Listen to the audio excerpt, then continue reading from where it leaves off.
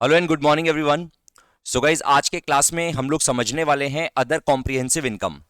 Other comprehensive income को हम लोग शॉर्ट में बोलते हैं ओसीआई। उसका कंप्लीट अंडरस्टैंडिंग आज के क्लास में लेंगे बिकॉज ओसीआई का रेफरेंस बार बार हमारे पूरे कोर्स में आने वाला है।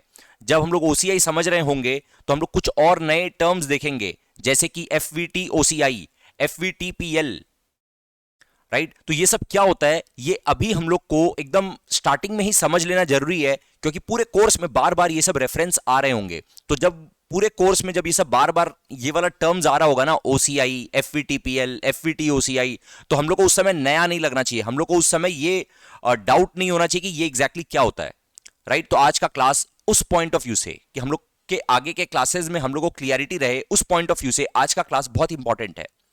फिर जब हम लोग एक बार ओसीआई का कंप्लीट अंडरस्टैंडिंग ले लेंगे, उसके बाद हम लोग एक बार वापस से कंप्लीट रिवीजन करेंगे पूरे के पूरे फाइनेंशियल स्टेटमेंट्स का, बैलेंस शीट का, पीएल का, statement of changes in equity का, ओसीआई जो आज के क्लास में कर चुके होंगे उसका, right. So that from next class we are ready to start our Ind AS वाला पोर्शन। ऑल राइट, तो आप लोग आज के क्लास में सबसे पहले हेडिंग दीजिएगा आइटम्स ऑफ ओसीआई, ऐसे लिख दो।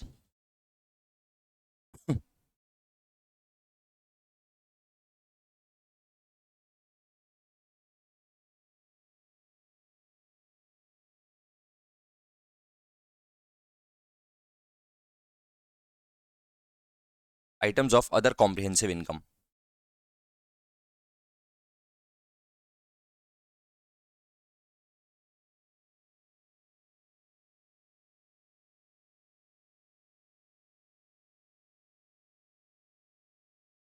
इसमें सर दो पोर्शन है। एक पहला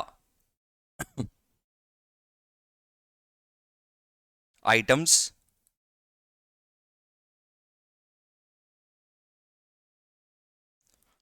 which will not be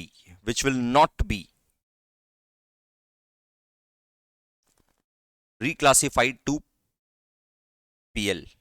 Items which will not be reclassified to PL. आप लोग को लास्ट क्लास में बताया हुआ है, फटाफट से मेरे को याद दिलाना, ओसीआई के अंदर टोटल कितना आइटम आता है। टोटल ओसीआई के अंदर टोटल कितना आइटम आता है? सर हम लोग बात किए थे ओसीआई के अंदर 9 आइटम्स आता है, एक्सेलेंट। उसमें से 5 आइटम आता है items which will not be reclassified to PL में।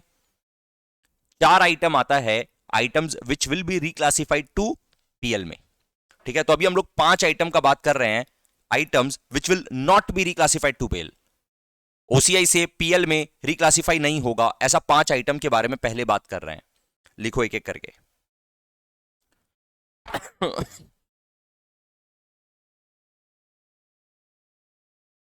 चेंजेस इन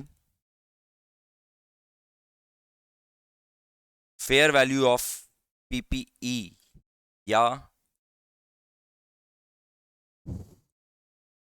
इंटेंजिबल असेट्स, इसको ऐसे ब्रैकेट में लिख लो, रिवैल्यूएशन रिजर्व का प्लस माइनस।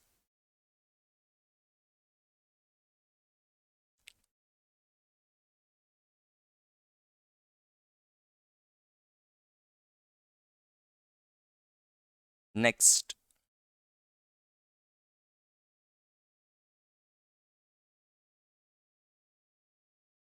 रीमेजरमेंट गेन या loss on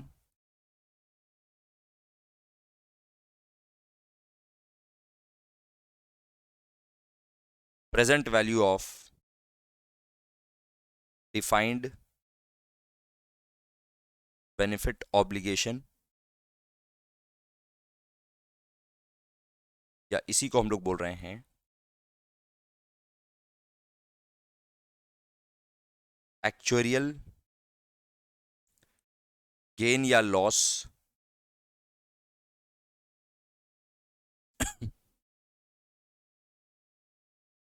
remeasurement of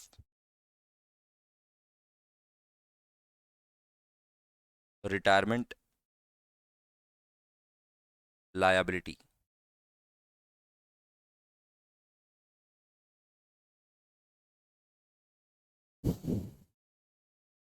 remeasurement gain या loss on present value of defined benefit obligation और एक्चुअरियल गेन और loss on remeasurement of retirement liability. Number 3,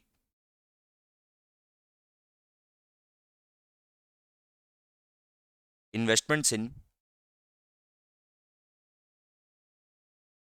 equity shares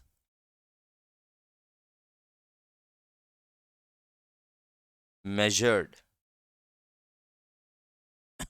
or classified as fair value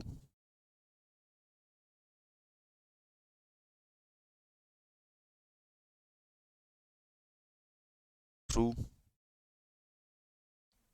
other comprehensive income, FVTOCI.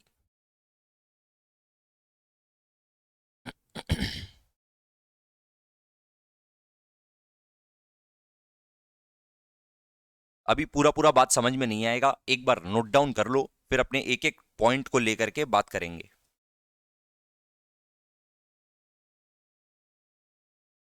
Changes in fair value of financial liability,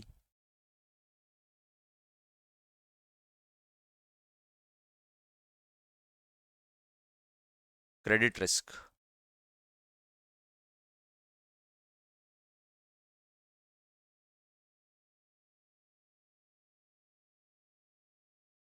share of OCI in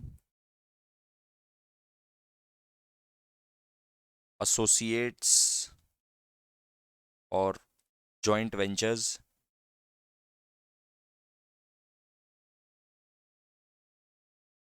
which cannot be reclassified to PL. यहां तक अगर लिखना complete हो जाए तो पहले बताना. पहले लिख लो guys.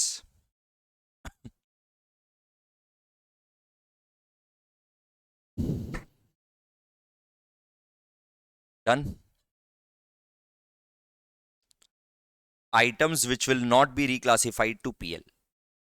Changes in fair value of property, plant and equipment, intangible asset, that is revaluation reserve का plus minus, remeasurement gain or loss on present value of defined benefit obligation or actuarial gain or loss on remeasurement of retirement liability, investment in equity shares measured or classified as fair value through other comprehensive income, FVTOCI, changes in fair value of financial liability, that is own credit risk वाला items, share of OCI in associates or joint ventures which cannot be reclassified to PL.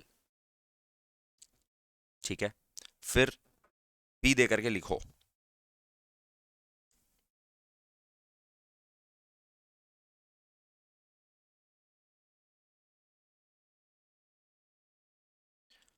Items which will be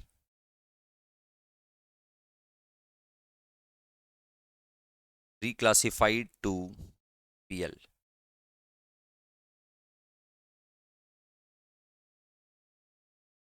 Items which will be reclassified to PL.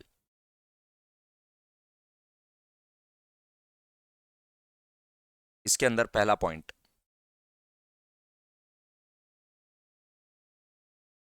exchange difference on translation of foreign operations. Exchange difference on translation of foreign operations.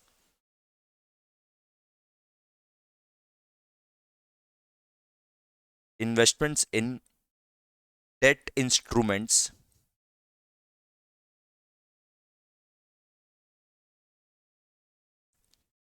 measured or classified as FVTOCI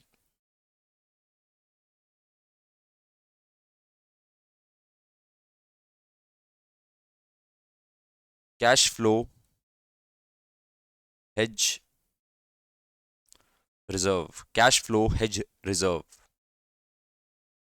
last item लिखो, share of OCI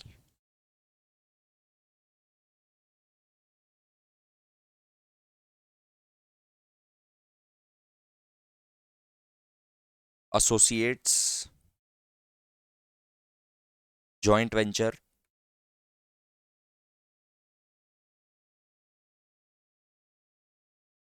which can be reclassified to PL।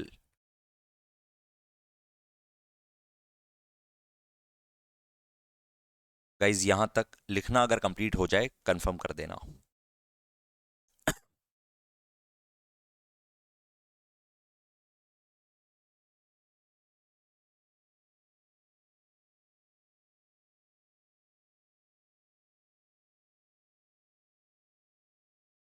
Done, great. तो आओ एक एक करके बात करें। Sir अपने last class में ही ये बात कर चुके थे कि देखिए ओसीआई में ना दो आइटम आता है, which can not be reclassified, not be reclassified and which can be reclassified. इसमें है 5 आइटम्स, इसमें है 4 आइटम्स, और ये आइटम सर कौन बताया है? ये अलग अलग इंड एस में बताया है। ये बताने का पावर किसका है सर कि ओसीआई में क्या जाएगा क्या नहीं जाएगा? ये बताने का पावर किसका है? इंटरनेशनली बताओ किसका पावर है? उस बॉडी का नाम बोलो कि सर इसका ताकत है।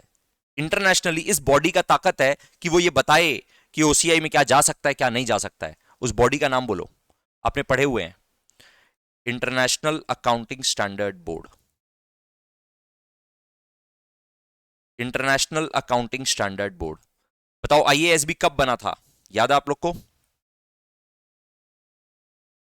70s में, 1970s में कि 1920s में?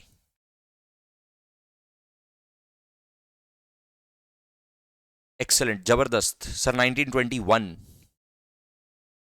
1970s में तो सर वो बना था इंटरनेशनल अकाउंटिंग स्टैंडर्ड कमिटी। बाद में जाके वो रीफॉर्म हो गया, रीऑर्गेनाइज हुआ और बना क्या? इंटरनेशनल अकाउंटिंग स्टैंडर्ड बोर्ड 2001 में। ओ सॉरी, 1920 बोल रहे थे, सॉरी, 2001 में। मतलब 1970s में क्या बना था sir? International accounting standard committee.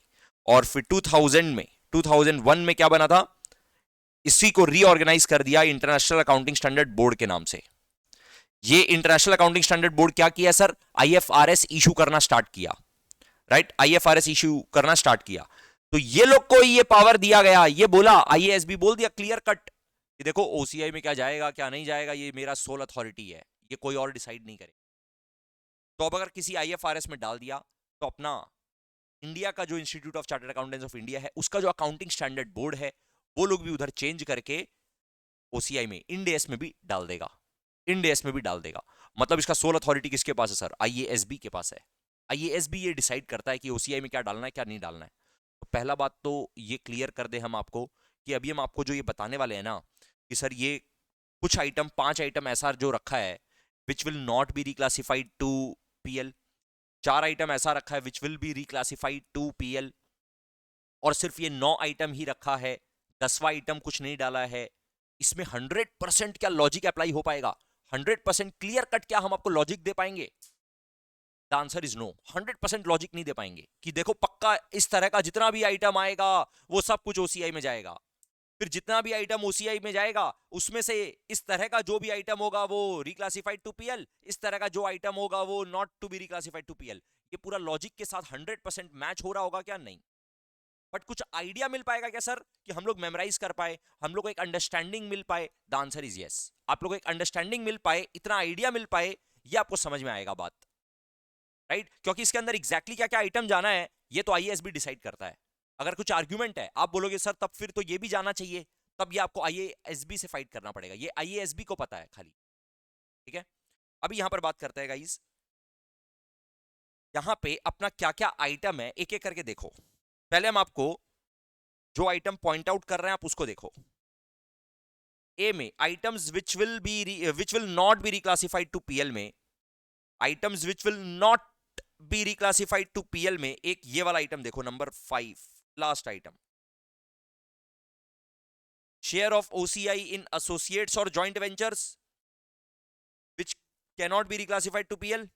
और यहां पर रिक्लासिफाइड टू पीएल वाला जो पॉइंट है उसमें भी last point, share of OCI in associates और joint venture which can be reclassified to PL. ठीक है, पहले हम इसका लॉजिक को क्लियर कर रहे हैं, इसको खत्म कर रहे हैं। पहले स्टेप बाय स्टेप एक एक करके बात को सुनते चले जाना। सर अपने बोल सकते हैं कि किसी भी कंपनी का पीएल में ना दो तरह का आइटम आता है। एक तो आता है income minus expenses minus exceptional items minus tax करके आता है, एक आता है प्रॉफिट फॉर द ईयर, जिसको हम लोग पैट बोलते हैं। नॉर्मल वाला प्रॉफिट का प्रॉफिट आफ्टर टैक्स। फिर अपने बोल सकते हैं OCI not to be reclassified to PL, ये भी आफ्टर टैक्स वाला। ओसीआई टू बी रिक्लासिफाइड, ये भी आफ्टर टैक्स वाला। और ये तीनों को मिला करके हम लोग को मिल जाता है total comprehensive income for the year. Total comprehensive income for the year. पहले तो इस बात से अग्री करो, कल आप लोग पूरा का पूरा पीएल का फॉर्मेट देख चुके हो, कल आप लोग पूरा का पूरा पीएल का फॉर्मेट अच्छे से देख चुके हो। पीएल के फॉर्मेट में अपने को मालूम है, एक बार आपको पीएल का फॉर्मेट याद दिलाते हैं। इनकम में 2 आइटम, एक्सपेंसेस में 7 आइटम, इनकम माइनस एक्सपेंसेस करके मिलता है प्रॉफिट बिफोर एक्सेप्शनल आइटम्स। उसमें से एक्सेप्शनल आइटम को एडजस्ट कर देते हैं तो मिलते हैं प्रॉफिट बिफोर टैक्स। फिर उसमें टैक्स एक्सपेंस को एडजस्ट कर देते हैं तो मिलता है profit after tax, and that is what is profit for the year. ठीक है, उसके बाद स्टार्ट होता है sir other comprehensive income. Other comprehensive income का 2 part, which will not be reclassified to PL, which will be reclassified to PL. उसमें भी which will not be reclassified to PL tax on above, तो ये net हो गया ना। फिर which will be reclassified to PL tax on above, ये भी नेट हो गया। तो अपने बोल सकते हैं सर बेसिकली पूरा टोटल कॉम्प्रिहेंसिव इनकम निकालते निकालते देयर आर 3 आइटम्स। एक तो नॉर्मल वाला प्रॉफिट का profit after tax profit for the year, OCI में sir not to be reclassified वाला पार्ट और टू बी रिक्लासिफाइड वाला पार्ट। ठीक है, क्लियर कट दिख रहा है फटाफट? Yes sir, done. अब सुनो, अब एक बात करो, अब बात करते हैं आपका, आपका इंडिविजुअल का बात करते हैं। आप एक बिजनेस करते हो, आप एक बिजनेस करते हो, आपका मेन बिजनेस है गारमेंट का। ठीक है, आप जो बिजनेस करते हो उससे आप कमा रहे हो 50,000 रुपया। आप जो मेन बिजनेस करते हो उससे आप कमा रहे हो 50,000 रुपया। एक और दूसरा जगह पार्टनरशिप फर्म है, पार्टनरशिप फर्म है जहां पे 2 लाख रुपए का प्रॉफिट हुआ है और इसमें आपका शेयर है 40%, आपका शेयर है 40%। एक और इसी तरह से जॉइंट वेंचर है, आप अपने पार्टनर के साथ एक जॉइंट वेंचर किए हो। ठीक है, इसमें भी आपका को वेंचर है मान लो, इसमें भी 70,000 का प्रॉफिट हुआ है और इसमें आपका 70% का शेयर है, 70% का शेयर है। पॉसिबल है? Yes sir. क्वेश्चन को ठीक से सुनना उसके बाद आंसर देना, क्वेश्चन को ठीक से सुनना उसके बाद आंसर देना। इफ आई आस्क यू, बताओ what is your standalone profit, बताओ what is your standalone profit, आपके अकेले का खुद का प्रॉफिट कितना है बताओ। What is your standalone profit? आप बोलोगे, आंसर दोगे 50,000। सर मेरा स्टैंड अलोन प्रॉफिट है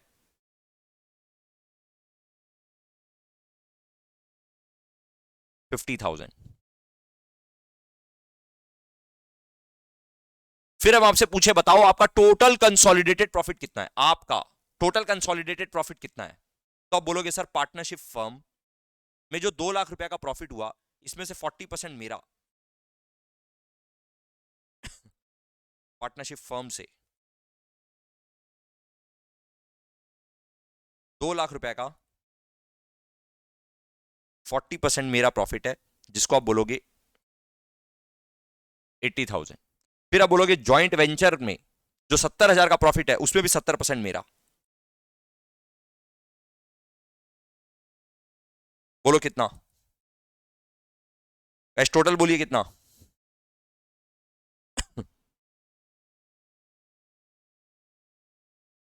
super, 1,79,000। This is your consolidated profit, this is your consolidated profit.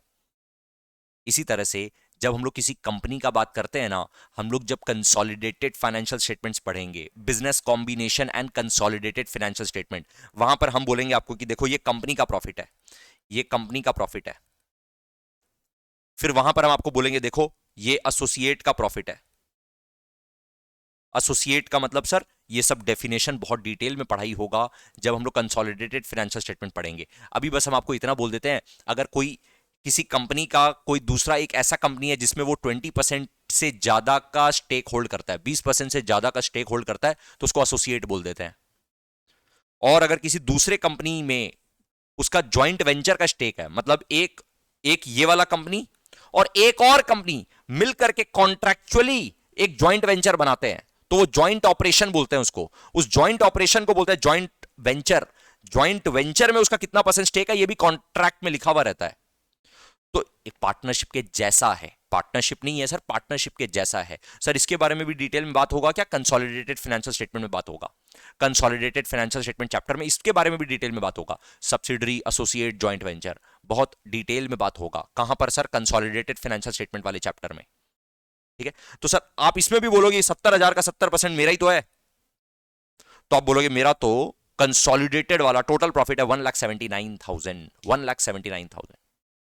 ठीक है, अब हम इसी चीज को ब्रेक कर देते हैं। ये कंपनी बोलेगा ना, ये कंपनी जिस कंपनी का अपने अकाउंटिंग कर रहे हैं ना, वो बोलेगा मेरा स्टैंड अलोन प्रॉफिट है 50,000, मेरा एसोसिएट में जो मेरा शेयर है उसमें 80,000, मेरे ज्वाइंट वेंचर से जो मेरा शेयर ऑफ प्रॉफिट आया है वो है 49,000। शेयर ऑफ प्रॉफिट का बात कर रहा है, शेयर ऑफ प्रॉफिट। उसका यहां पे 40% शेयर था, यहां पे 70% शेयर था, फाइन, तो शेयर ऑफ प्रॉफिट आ गया। ठीक है, अब इसी चीज को हम ब्रेक कर देते हैं, ध्यान से देखना, इसी चीज को हम ब्रेक कर दे रहे हैं। कंपनी का जिसका अपने अकाउंटिंग कर रहे हैं उसका प्रॉफिट फॉर द ईयर है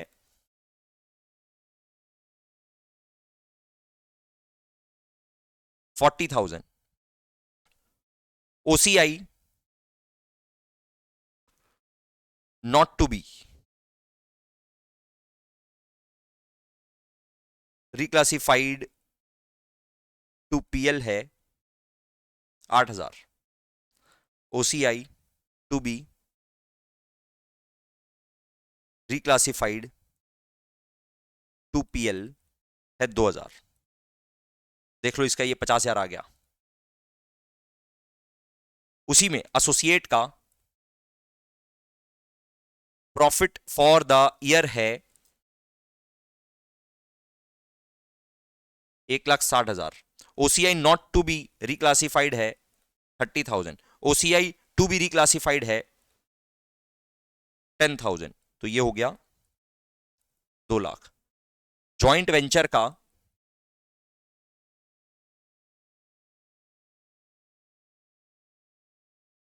$50,000, 15,000, 5,000, दिस गिव्स यू 70,000। सर हम उसका ब्रेकअप दे दिए कि ये जो इसका 50,000 का प्रॉफिट हुआ था ना कंपनी का, वो 50,000 का प्रॉफिट पूरा का पूरा normal profit and loss account का ही प्रॉफिट है, कोई जरूरी है क्या? अभी अपने बात कर चुके कि प्रॉफिट का मतलब sir total comprehensive income. Total comprehensive income का 3 पार्ट होता है। टोटल कॉम्प्रिहेंसिव इनकम का 3 पार्ट होता है, एक प्रॉफिट फॉर द ईयर, दूसरा ओसीआई वाला पार्ट। ओसीआई में भी 2 part, OCI not to be reclassified, OCI to be reclassified to PL. तो इस तरह से है, देख लो 50,000 एसोसिएट का इतना, जॉइंट वेंचर का इतना। अब जब कंसोलिडेटेड वाला बनाओगे, कंपनी का बनाओगे ऑब्वियसली सिर्फ, तो उसमें आप क्या बोलोगे? प्रॉफिट फॉर द ईयर, इसका जो 40,000 है वो तो पूरा का पूरा आएगा ही, प्लस इसका 40%, 1,60,000 का कितना? 40%। बोलो बोलो कितना?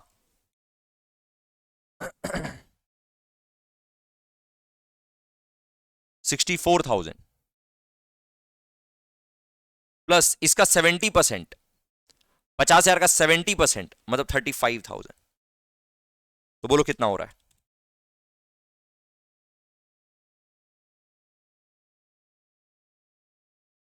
फिर ओसीआई नॉट टू बी, अभी आप लोगों को लिखना कुछ नहीं है गाइस, सिर्फ फोकस करना है, ध्यान देना है। OCI not to be reclassified में कंपनी का खुद का तो 8,000 जो है वो है ही, प्लस एसोसिएट का 40%, क्योंकि अपने मान रहे हैं 40% ही शेयर है, अपना शेयर 40% ही है, तो 30,000 का 40% इज 12,000, प्लस उसका 70%, 15,000 का 70%, 10,500।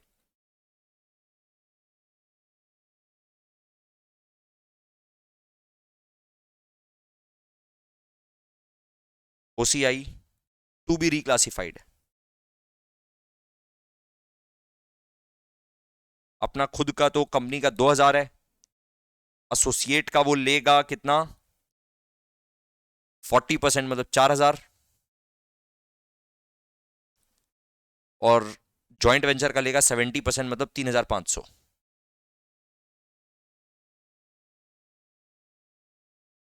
9,500। बोलो गाइज टोटल कितना हो रहा है? फटाफट से टोटल करके बता दो। 1,39,000 प्लस 30,500 प्लस 9,500, ऑब्वियसली 1,79,000 आना ही पड़ेगा। बट उस 1,79,000 का ब्रेकअप आपको समझ में आया? अभी जितना बात बोले उतना बात क्लियर है क्या? तब हम ओसीआई का जो आइटम्स है उसके बारे में बात कर पाएंगे। जब हम ऐसे क्लास में आपको लिख करके दिखाते हैं, पूरा बताते हैं, तो आपको पिक्चर क्लियर दिखता है, अंडरस्टैंडिंग बेटर होता है। ठीक है, तो आप लोग अगर क्लास में खाली ध्यान देते रहो, फोकस करते रहो, तो भी आपको बात एकदम स्पष्ट दिखता रहेगा, क्लियर दिखता रहेगा। ठीक है, अभी देखो बात क्या हुआ, सिंपली क्या बोल रहा है, सबसे पहले तो items which will not be reclassified जो है, बोल रहा है उसमें ओसीआई का जो शेयर, मतलब एसोसिएट और जॉइंट वेंचर का जो ओसीआई है, एसोसिएट और जॉइंट वेंचर का जो ओसीआई है which can not be reclassified to PL, उसका जो शेयर है वो भी कहां पर आएगा, नॉट टू बी रिक्लासिफाइड वाले में ही ऐड होगा। और items which will be reclassified में जो आइटम है वो एसोसिएट और जॉइंट वेंचर के ओसीआई में, उसका शेयर भी items which will be classified to PL वाले अमाउंट में ही ऐड होगा। तो बेसिकली क्या बोलना चाहता है कि सर देखिए, दो ओसीआई का दो part, which will not be reclassified, which will be reclassified.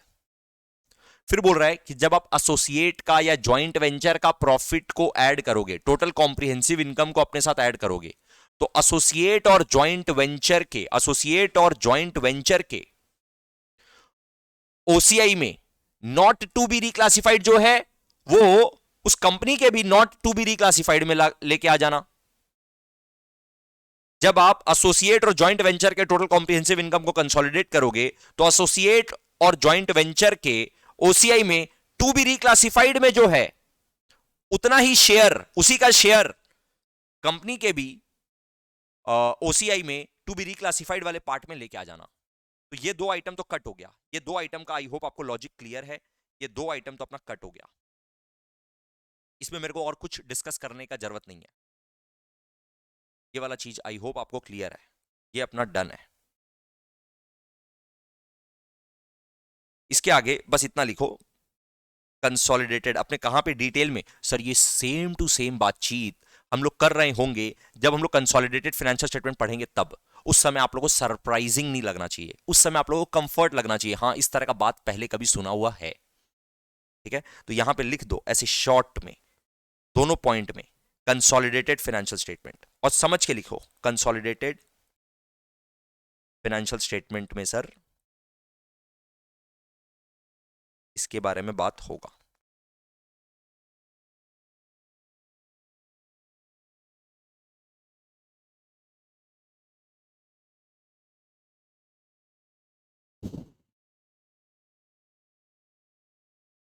Next सुनिएगा,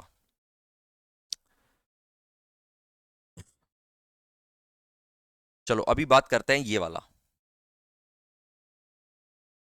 items which will not be reclassified में, items which will not be reclassified to PL में जो ये वाला आइटम है।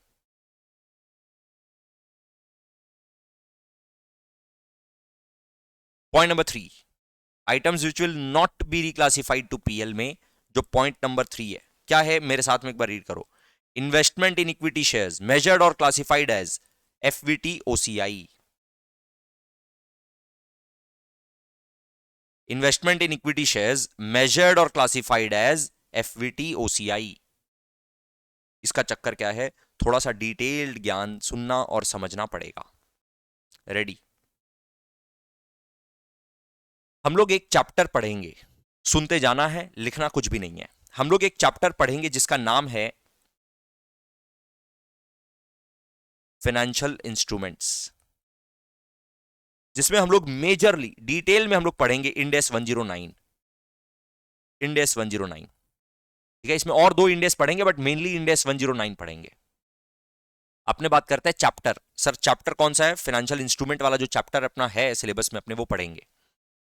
उसमें हम लोग क्या पढ़ेंगे कि जो इन्वेस्टमेंट इन इक्विटी शेयर है, इन्वेस्टमेंट इन इक्विटी शेयर,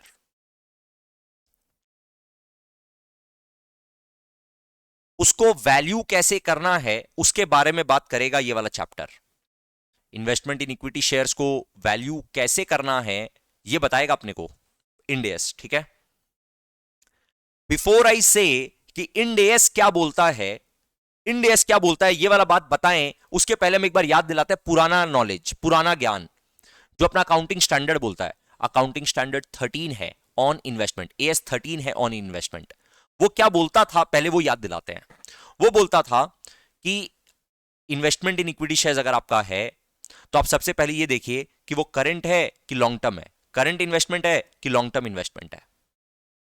ठीक है, करंट मतलब शॉर्ट टर्म हो गया, करंट इन्वेस्टमेंट है कि लॉन्ग टर्म है। अगर करंट इन्वेस्टमेंट है तो आप कॉस्ट और fair value whichever is lower पे वैल्यू कर दीजिए, कॉस्ट और market price whichever is lower पे वैल्यू कर दीजिए। कंजर्वेटिज्म कॉन्सेप्ट, कॉस्ट और market price whichever is lower. ठीक है, और फिर बोलता था लॉन्ग टर्म इन्वेस्टमेंट अगर है, लॉन्ग टर्म इन्वेस्टमेंट अगर है तो value it at cost only, but if there is a permanent decline then reduce the value of investment. बोलता था इक्विटी शेयर्स को आप अगर लॉन्ग टर्म है तो आप उसको कॉस्ट पे ही दिखाओ, बस कोई फेयर वैल्यू लाने का जरूरत नहीं है, कॉस्ट पे ही दिखाओ। हाँ, लेकिन अगर लॉन्ग टर्म इन्वेस्टमेंट का वैल्यू बहुत ज्यादा नीचे गिर गया है और वो परमानेंट नेचर का डिक्लाइन है, तब फिर आप प्रॉफिट एंड लॉस अकाउंट में लॉस बुक करो और इन्वेस्टमेंट के वैल्यू को घटा दो। मतलब इन्वेस्टमेंट के वैल्यू को बढ़ाने का तो बात कभी किया ही नहीं कोई भी, बोला इन्वेस्टमेंट का वैल्यू को बढ़ाएंगे नहीं। क्यों सर, कंजर्वेटिज्म बहुत ज्यादा भूत सवार है हम लोग के अकाउंटिंग स्टैंडर्ड वाले अप्रोच में। अभी जब हम लोग बात करते हैं इंड एस का नया नॉलेज गाइज शिफ्ट हो रहा है। देखो हम आपको एक बात बता देते हैं एट द आउटसेट कि अगर हम आपको ये सारा डिस्कशन जो अभी अपने कर रहे हैं ये अगर हम आपको फ्रेश बताए होते, आपको पहले से अगर कुछ नॉलेज नहीं होता और फिर अगर हम बताए होते तो आप लोग के लिए समझना बहुत ज्यादा इजी होता। अभी यहां पर प्रोसेस क्या है अपना कि आप ऑलरेडी कुछ जानते हो, आप ऑलरेडी कुछ सीखे हुए हो, पहले उसको अनलर्न करना है और फिर जो नया नॉलेज है उसको लर्न करना है। ये डिफिकल्ट टास्क है, इसीलिए we are taking time, we are being patient. हम आपको डायरेक्टली ऐसे बता के आगे नहीं बढ़ सकते कि देखो ये होता है आगे बढ़ो, क्योंकि आपका एक पुराना नॉलेज है उसको भी वाइप ऑफ करना पड़ेगा। कंजर्वेटिज्म इतना जोर से हमारे दिमाग में बिल्ट हुआ है कि उसको थोड़ा थोड़ा करके हटाना पड़ेगा। ठीक है, नॉट सेइंग कि conservatism is a wrong thing, but conservatism का आइडिया चेंज हो गया है। When we talk about Ind AS, Ind AS क्या बोलता है कि आप कंजर्वेटिज्म का हवाला लेकर ट्रू एंड फेयर व्यू को डिस्ट्रॉट मत करो। बोला true and fair view is the primary thing. आप कंजर्वेटिज्म के नाम पे ट्रू एंड फेयर व्यू का मतलब ट्रू एंड फेयर व्यू को आप खत्म मत करो। आप खुद सोचिए, अगर आपके पास कोई इन्वेस्टमेंट है, थिंक कि आप रिलायंस का शेयर लेकर के रखे हो, आप लिए थे 2000 रुपया में, आज के दिन 2600 रुपया है। आपके दिमाग में कैसे कैलकुलेशन चलता है? आपके पास 10 शेयर है तो आप क्या बोलते हो कि आपके पास 20,000 का शेयर है, क्या बोलते हो 26,000 का शेयर है? अगर आप रिलायंस का शेयर खरीदे, आप 10 शेयर खरीदे, एक एक शेयर 2-2 हजार रुपया में खरीदे, आप कितने रुपए का टोटल खरीदे? 20,000 रुपया में माल खरीदे। आज के दिन उसका वैल्यू 2600 है, 2600 रुपया है। तो आपके दिमाग में क्या कैलकुलेशन चलता है? As a primary stakeholder, उसके स्टेक होल्डर हो गए ना आप, उस रिलायंस का शेयर का कौन मालिक है? आप ही हो। तो आप कैलकुलेशन कैसे करते हो? आप दिमाग में कैसे सोचते हो? आप बोलते हो यार 26,000 का तो मेरे पास रिलायंस पड़ा हुआ है, दिमाग में यही चलता है क्या? उस समय आप कंजर्वेटिज्म सोचते हो? अरे नहीं नहीं 20,000 ही मानो, 26 बोलो ही मत, 26 बोलो ही मत, 26 बोलो ही मत। क्या आप ऐसे करते हो? अपने आप को क्या झूठ बोलते रहते हो? ट्रू एंड फेयर व्यू को डिस्टॉर्ट कर देते हो? नहीं करते हो ना। इंडेस का यही आइडिया है। इंडेस बोला शेयर होल्डर को बात जो सच है ना वो बताओ। अगर प्राइस बढ़ गया तो बढ़ा हुआ प्राइस बताओ, प्राइस घट गया तो घटा हुआ प्राइस बताओ। राइट? फेयर वैल्यू बताओ। फेयर वैल्यू बताने से कभी भी कंजर्वेटिज्म बोलता है, कंजर्वेटिज्म सामने नहीं आ सकता है। कंजर्वेटिज्म कहां सामने आता है? कंजर्वेटिज्म यहां सामने आता है कि आप अनएक्सपेक्टेडली, जो जो एक्सपेक्टेड ही नहीं है, जहां पे आपको क्लियरिटी ही नहीं है, वहां पर आप अपना प्रॉफिट बुक कर दे रहे हो। ऐसा नहीं होना चाहिए। राइट? लेकिन जहां क्लियर कट प्रॉफिट है, अगर रिलायंस का शेयर का प्राइस 2000 से 2600 हो गया तो 600 रुपया का आपका गेन हुआ है। तो इस 600 रुपया को बताने में घबराओ मत, बताओ। फिर आप बोलते हो कि नहीं सर, मान लीजिए बाद में जब हम लोग बेचेंगे तो उसका प्राइस घट जाएगा, तब जब घट जाएगा तो लॉस बुक कर देना। लेकिन अभी 600 रुपया का प्रॉफिट बुक करने में घबराओ मत। इंडेस अलाउ करता है ट्रू एंड फेयर व्यू का हवाला मत देना। राइट? भूल जाओ इंडेस 13, पुराना बात, ओल्ड आउटडेटेड कॉन्सेप्ट। अभी नया बात करते हैं। नया बात क्या बोलता है सर? सुनो बड़े ध्यान से। बोला इन्वेस्टमेंट इन इक्विटी शेयर्स अगर आपका है तो आपका ये एक फाइनेंशियल इंस्ट्रूमेंट है, फाइनेंशियल असेट है। फाइनेंशियल असेट का डेफिनेशन जब ज्यादा डिटेल में पढ़ेंगे तब हम लोग इंडेस 109 में देखेंगे, फाइनेंशियल इंस्ट्रूमेंट चैप्टर में देखेंगे। अभी बस इतना समझो कि ये जो आपका असेट है इसका फेयर वैल्यू करने का जरूरत है। अगर वैल्यू बढ़ गया तो बढ़ा दो, घट गया तो घटा दो। वैल्यू बढ़ गया तो बढ़ा दो, वैल्यू घट गया तो घटा दो। ठीक है? फेयर वैल्यू पे लेके आओ, मतलब इन्वेस्टमेंट इन इक्विटी शेयर्स को फेयर वैल्यू पे लेके आओ। पहला बात तो ये है। अब बात ये उठा कि सर फेयर वैल्यू पे लेके आएंगे तो क्या तो प्रॉफिट क्या तो लॉस होगा। मान लो प्राइस बढ़ गया 2000 से 2600 हो गया तो वैल्यू बढ़ गया ना। तो ये वैल्यू कैसे बढ़ाएं? मतलब हम लोग को ये तो समझ में आया सर कि जब हम लोग इन्वेस्टमेंट खरीदे थे ना, शेयर्स जब खरीदे थे तो हम लोग ये वाला एंट्री पास किए थे, investment account debit 2000 to bank 2000। ये वाला एंट्री हम लोग किए थे, ये तो हम लोग को याद है, ये तो हम लोग को पता है। लेकिन अब जो 600 रुपया से वैल्यू बढ़ाना है उसका एंट्री क्या पास करे? इन्वेस्टमेंट अकाउंट डेबिट करना है 600, ये बात हम लोग को क्लियर है। क्रेडिट किसको करे? क्रेडिट किसको करे? फेयर वैल्यू पे लेके आना है, फेयर वैल्यू पे लेके आना, ये बात क्लियर है। क्रेडिट किसको करे? आपके दिमाग में बोलिए एक बार, अपने आप गेस करिए, बोलो क्रेडिट किसको करे? सोचो एक बार और बोलो। दो ऑप्शन है आपके पास, या तो पीएल के थ्रू या फिर ओसीआई के थ्रू। या तो पीएल के थ्रू या ओसीआई के थ्रू। अगर आप पीएल के थ्रू करते हो ना, अगर आप पीएल के थ्रू करते हो तो इसको बोलते हैं fair value through PL. Fair value through profit और लॉस, एफवीटीपीएल। अगर आप ओसीआई के थ्रू करते हो ना तो इसको बोलते हैं fair value through OCI. Fair value through OCI, FVTPL, FVT, OCI, इस तरह से वर्ड बोला जाता है। इंडेस में इस तरह का लैंग्वेज यूज है, पूरा पूरा नहीं लिखा जाता है। Fair value through profit and loss, fair value through other comprehensive income, जी नहीं, पूरा पूरा नहीं लिखा जाता है, ऐसे ही बोला जाता है एफवीटीपीएल, एफवीटीओसीआई। इसी तरह का टर्मिनोलॉजी मिलेगा, इसी तरह का वर्ड्स मिलेगा थ्रू आउट द इंडेस। एफवीटीपीएल, एफवीटीओसीआई। तो आप फेयर वैल्यू थ्रू पीएल भी कर सकते हो, फेयर वैल्यू थ्रू ओसीआई भी कर सकते हो। सर क्या ये मेरा चॉइस है? नहीं, चॉइस नहीं है। फाइनेंशियल इंस्ट्रूमेंट चैप्टर में पढ़ेंगे कि ये डिसीजन कैसे लिया जाता है। अभी हम आपको ब्रीफ में बताएंगे, बहुत ही ब्रीफ में बताएंगे, सुन के थोड़ा समझने का कोशिश करना, आप लोग को अच्छा लगेगा। पहले फटाफट से मेरे को कंफर्म करो कि हाँ सर यहां तक का बात हम लोग कंफर्टेबल चल रहे हैं, we are ready for the next thing. फटाफट,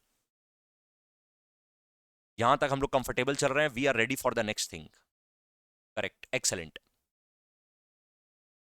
सुनो क्या बोलता है। इंडेस पूछा कि ये जो आप investment in equity share hold करते हैं, ये जो आप investment in equity share hold करते हैं, इसका पर्पस क्या है? इसका पर्पस क्या है? अपने बोले कि अरे भैया प्राइस बढ़ जाए, प्राइस इंक्रीज हो जाए, डिविडेंड मिल जाए। राइट? यही होगा, और क्या होगा? कमाई करना है हम लोग को, कैपिटल अप्रिसिएशन से प्रॉफिट कमाना है, डिविडेंड से प्रॉफिट कमाना है, यही ऑब्जेक्टिव है इन्वेस्टमेंट इन इक्विटी शेयर्स का। इक्विटी शेयर और किस लिए खरीदेंगे हम लोग? फिर इंडिया समझाया नहीं और भी ऑब्जेक्टिव हो सकता है। ऑब्जेक्टिव तुम मेरे को मत बताओ, ऑब्जेक्टिव बहुत सारा चीज का हो सकता है। बहुत बार ऑब्जेक्टिव पता है क्या होता है, कंपिटिटर को खत्म कर देना। तो ये अगर हम लोग इस कंपनी का शेयर्स खरीद लेंगे तो कंपटीशन मेरा हो गया। हम लोग किसी मीडिया कंपनी का राइट्स खरीद लेंगे तो उस मीडिया में हम लोग अपना पब्लिक इमेज बनाने में काम करेंगे, राइट? जैसे रिलायंस इंडस्ट्रीज लिमिटेड किया, मीडिया कंपनीज को खरीद लिया। मीडिया कंपनीज को खरीद लिया तो अब उस मीडिया को कौन कंट्रोल कर रहा है? रिलायंस कंट्रोल कर रहा है। तो अब मीडिया में किसको फेमस करना है, किसको डिफेम करना है, किसको किस तरह से मैनिपुलेट करना है, कौन से पॉलिटिकल पार्टी को सपोर्ट करना है, नहीं करना है। ये रिलायंस जब मीडिया कंपनी खरीदा तो उसका ऑब्जेक्टिव कैपिटल अप्रिसिएशन से प्रॉफिट कमाना या डिविडेंड कमाना नहीं था। उसका ऑब्जेक्टिव क्या था? स्ट्रैटेजिक था, स्ट्रैटेजिक, कि भाई ये मेरे को बाकी बिजनेस में मेरे हेल्प करेगा। As a strategy let's buy this company, not for the purpose of earning profit, not for the purpose of capital appreciation और dividend, but for the purpose of strategy, कि मेरे बिजनेस के strategy में मेरे को help करे, right? तो इंडेस बोला कि आपको जितना पूछे आप उसका आंसर दो, मेरे को ऑब्वियस ऑब्वियस मत करो। हाँ, 99% ऑफ द टाइम कोई प्राइस इंक्रीज के लिए या डिविडेंड के लिए खरीदेगा, but that's a different thing. 1% case तो ऐसा हो सकता है ना कि कोई स्ट्रैटेजी के लिए खरीद रहा है किसी दूसरे कंपनी को, प्राइस अप्रिसिएशन के लिए या डिविडेंड के लिए नहीं खरीद रहा है, कोई और पर्पस के लिए खरीद रहा हो सकता है ना। तो ऑब्जेक्टिव पहले क्लियर करो, क्या ऑब्जेक्टिव आपका प्रॉफिट कमाना है या ऑब्जेक्टिव आपका स्ट्रैटेजी है, कि आपको स्ट्रैटेजिक डिसीजन ले रहे हो। ऑब्जेक्टिव आपका प्रॉफिट कमाना है, कमाई करना है, या फिर आपका ऑब्जेक्टिव अपना स्ट्रैटेजिकल डिसीजन है आपका, not for the purpose of profit. Sir ये कैसे पता चलेगा? कोई कंपनी तो कुछ भी बोल सकता है। नहीं, कुछ भी नहीं बोल सकता है। जब बड़ा इन्वेस्टमेंट किया जाता है ना, किसी बड़े इन्वेस्टमेंट में बोर्ड मीटिंग होता है, बोर्ड मीटिंग में बोर्ड रेजोल्यूशन पास होता है, उसमें ऑब्जेक्टिव वगैरह लिखा जाता है, राइट? फिर भी मैनिपुलेट करने का स्कोप है क्या? The answer is yes. कोई हो सकता है स्ट्रैटेजिकली खरीद रहा है बट फिर भी बोलता है कि नहीं नहीं हम तो प्रॉफिट के लिए खरीद रहा है। ये पॉसिबल है, ये पॉसिबल है, बट ये स्कोप है। अब प्रिंसिपली इसको टेस्ट करने का तरीका है, ये टेस्ट करने का तरीका है जो कि अपने फाइनेंशियल इंस्ट्रूमेंट चैप्टर में ब्रीफली पढ़ेंगे। वो भी बहुत ज्यादा डिटेल में नहीं है हमारे सिलेबस में, ब्रीफली है हमारे सिलेबस में, वहां पढ़ेंगे कि इस चीज को टेस्ट कैसे किया जाता है। इंडियस अपने को बताएगा बहुत सारा तरीका है इस चीज को टेस्ट करने का। क्या चीज को टेस्ट करने का? कि कंपनी का ऑब्जेक्टिव क्या है, कंपनी का ऑब्जेक्टिव कमाई करना है कि कंपनी का ऑब्जेक्टिव स्ट्रैटेजी है। इस चीज को टेस्ट करने का अलग अलग तरीका है, राइट? वो तरीका हम लोग ब्रीफली पढ़ेंगे कहां पर? फाइनेंशियल इंस्ट्रूमेंट चैप्टर में, राइट? अब सुनो इंडेस क्या बोला। इंडेस बोला कि अगर आपका ऑब्जेक्टिव कमाई करना है, अगर आपका ऑब्जेक्टिव है प्रॉफिट कमाना, डिविडेंड कमाना, कैपिटल अप्रिसिएशन से कमाई करना, तब तो आप जो फेयर वैल्यू करेंगे ना वो थ्रू पीएल कर दीजिएगा, एफवीटीपीएल कर दीजिएगा। लेकिन अगर आपका ऑब्जेक्टिव प्रॉफिट कमाना नहीं है, आपका ऑब्जेक्टिव है स्ट्रैटेजिकल, स्ट्रैटेजी के लिए आप खरीद लिए शेयर्स। अब आपका ऑब्जेक्टिव तो प्रॉफिट कमाना था नहीं, आपका ऑब्जेक्टिव क्या था? कि कुछ उस कंपनी में कंट्रोल ले ले, उस कंपनी को हम चलाएं, उस कंपनी को हम इन्फ्लुएंस करें, उस कंपनी को कोई और यूज में लें, राइट? ये था आपका अल्टीमेट ऑब्जेक्टिव। तो लेकिन आप ऑब्जेक्टिव तो कमाई का नहीं था, लेकिन कमाई हो तो सकता है ना, फेयर वैल्यू करेंगे तो प्राइस तो बढ़ सकता है ना।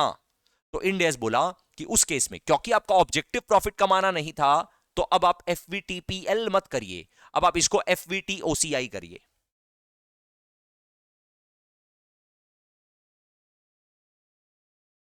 अभी हम बात किए हैं सिर्फ इक्विटी शेयर्स का, हम इस बात को पूरा पूरा समराइज कर रहे हैं, बात को सुनो।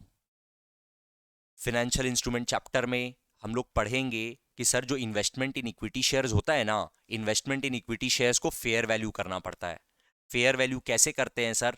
फेयर वैल्यू करने के लिए क्या तो आप प्रॉफिट एंड लॉस अकाउंट के थ्रू कर सकते हैं या ओसीआई के थ्रू कर सकते हैं। सर क्या ये दोनों में जैसे मन है वैसे कर लें क्या? The answer is no. Ind AS guidance देता है कि आप कब एफवीटीपीएल करेंगे, आप कब एफवीटीओसीआई करेंगे, ये बात इंडियस बताएगा अपने को। इंडेस ब्रीफली हम आपको बता रहे हैं, एकदम शॉर्ट में एक्सप्लेन कर रहे हैं। इंडेस का आइडिया ये है कि अगर आप शेयर्स खरीद के रखे हैं कुछ कमाई करने के लिए, कुछ प्रॉफिट कमाने के लिए, किसी भी तरह से प्रॉफिट कमाने के लिए अगर आप शेयर्स खरीदे हैं तो आप उसको फेयर वैल्यू करिए थ्रू पीएल। लेकिन अगर आपका ऑब्जेक्टिव अदर देन प्रॉफिट कमाना है तो आप उसको फेयर वैल्यू करिए थ्रू ओसीआई। यहां तक का बात क्लियर है क्या?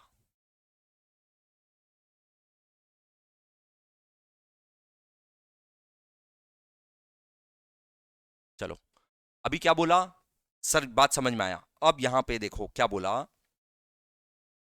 हम लोग ओसीआई में यहां पर आ गए, यहां पे बोला point number 3, we are reading. Sir कहां पर हम लोग, आइटम्स ऑफ ओसीआई, उसके अंदर items which will not be reclassified to PL, which will not be reclassified to PL. क्या बोला कि अगर आपका कोई इन्वेस्टमेंट है in equity shares, investment in equity shares है विच इज मेजर्ड और क्लासिफाइड एज एफवीटी ओसीआई।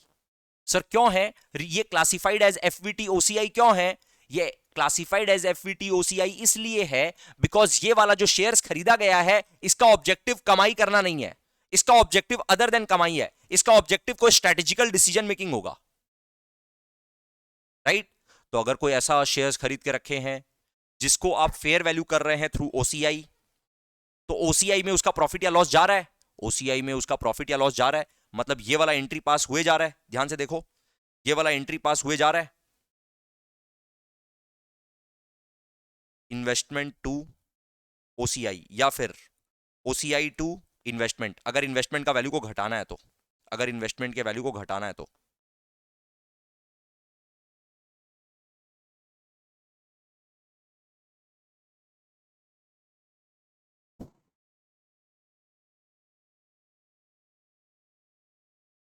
ये वाला एंट्री हुए जा रहा है, अगर इन्वेस्टमेंट का वैल्यू को बढ़ाना है तो ये वाला एंट्री, इन्वेस्टमेंट के वैल्यू को घटाना है तो ये वाला एंट्री, करेक्ट? ये हुए जा रहा है। अब बाद में जाकर के से फॉर एग्जांपल एक ऐसा दिन आता है जब हम लोग इस इन्वेस्टमेंट को बेच देते हैं। ध्यान से सुनो, हम लोग इन्वेस्टमेंट खरीदे हैं 2000 रुपया में, पहले हम लोग अपवर्ड वैल्यू किए 2600 हो गया, फिर इसका वैल्यू गिर के 2400 हो गया, एग्जाम्पल। तो जब हम लोग खरीदे थे तो हम लोग एंट्री क्या पास किए थे, इन्वेस्टमेंट टू बैंक। जब हम लोग वैल्यू बढ़ाए तो हम लोग एंट्री क्या पास किए, इन्वेस्टमेंट टू ओसीआई। सर क्यों ओसीआई? बिकॉज ये वाला investment is classified as FVT OCI investment, FVT OCI वाला इन्वेस्टमेंट है मान लो। तो अगर ये एफवीटी ओसीआई वाला आइटम है तो आप 600 रुपया जो बढ़ाएं वो ओसीआई से बढ़ाएं। सर क्यों है ये ओसीआई वाला आइटम? बिकॉज प्रॉफिट कमाना वॉज नॉट द ऑब्जेक्टिव। ठीक है, अब ज्यादा डिटेल में गाइज इसके अभी नहीं जा पाएंगे, नहीं तो फाइनेंशियल इंस्ट्रूमेंट चैप्टर में क्या पढ़ेंगे, है ना? इतना पेशेंस आपको रखना पड़ेगा, बहुत ज्यादा इंटरकनेक्टिविटी है थ्रू आउट इंडियस। ठीक है, अब क्या हो रहा है सर, अब हम लोग आ रहा है इन्वेस्टमेंट हो गया 2600 का, अब ये 2600 से हो जा रहा है 2400, 2400। अब इन्वेस्टमेंट का वैल्यू को घटाना है, रिड्यूस करना है, कितना सर, 200 रुपया। तो अब एंट्री पास किए ओसीआई टू इन्वेस्टमेंट 200। बोलो, ये 3 एंट्री पास कर देने के बाद, ये वाला एंट्री पास कर देने के बाद इन्वेस्टमेंट का वैल्यू बुक्स में कितना दिख रहा है, इन्वेस्टमेंट का वैल्यू कितना दिख रहा है, जल्दी से बोलो। सर ऑब्वियसली 2400 दिख रहा है, ऑब्वियसली 2400 दिख रहा है। पहले आप 2000 में खरीदे, 600 रुपया प्लस कर दिए, 200 रुपया माइनस कर दिए, तो इन्वेस्टमेंट का वैल्यू दिख रहा है 2400, करेक्ट? अब आप इस इन्वेस्टमेंट को बेच दिए, सोल्ड। सर क्यों बेच दिए? हो सकता है जिस स्ट्रैटेजी के लिए हम लोग खरीदे थे वो वाला काम हो गया, अब हम लोग को जरूरत नहीं है, तो बेच तो सकते हैं ना, बेच दिए। बेच देंगे तो एंट्री क्या होगा बोलो, बैंक में पैसा आएगा, बैंक में पैसा आएगा टू इन्वेस्टमेंट। से फॉर एग्जांपल 2400 में बेच दिए, 2400 में बेच दिए। अब आपके पास ओसीआई में 600 रुपया का प्रॉफिट, 200 रुपया का लॉस, नेट में ओसीआई में 400 रुपया पड़ा हुआ है। ये क्या 400 रुपया को क्लासिफाई कर दे क्या पीएल में? इंडेस बोला नो, आप इसको रिक्लासिफाई नहीं कर सकते हैं, ये ओसीआई में पड़ा रहेगा। आपने पूछे क्यों? इंडेस, अरे बाबा हम इस इन्वेस्टमेंट को बेच दिए, तो इन्वेस्टमेंट को बेच दिए तो मेरा प्रॉफिट हो गया, मेरे को इसको प्रॉफिट एंड लॉस में ले जाने दो। इंडेस बोला नहीं, वेट, हड़बड़ाओ मत। हम क्या बोले, ये एक ऐसा आइटम है जो ओसीआई से पीएल में रिक्लासिफाई नहीं होगा। क्यों नहीं होगा? इंडेस बोला कि आपका ऑब्जेक्टिव कभी भी इसमें कमाई करना था ही नहीं, आपका ऑब्जेक्टिव इसमें प्रॉफिट करना था ही नहीं, ये तो जाने अनजाने में बैठे बैठे आपका ऐसे ही प्रॉफिट हो गया, तो इसको ओसीआई में पड़ा रहने दो, इसको पीएल में प्रॉफिट एंड लॉस स्टेटमेंट के ऊपर वाले पार्ट में मत लेके जाओ, मत रिक्लासिफाई करो। It will not be reclassified to PL, it will not be reclassified to PL. एकदम सिमिलर तरीके से याद करो रीवैल्यूएशन वाला बात, जब अपने रीवैल्यूएशन ऑफ असेट करते हैं, right. Land and building, plant and machinery, land and building या प्लांट एंड मशीनरी को जब रीवैल्यू करते हैं तो एंट्री क्या होता है? से फॉर एग्जांपल हम लोग एक लैंड एंड बिल्डिंग खरीदे थे 1 लाख रुपया में,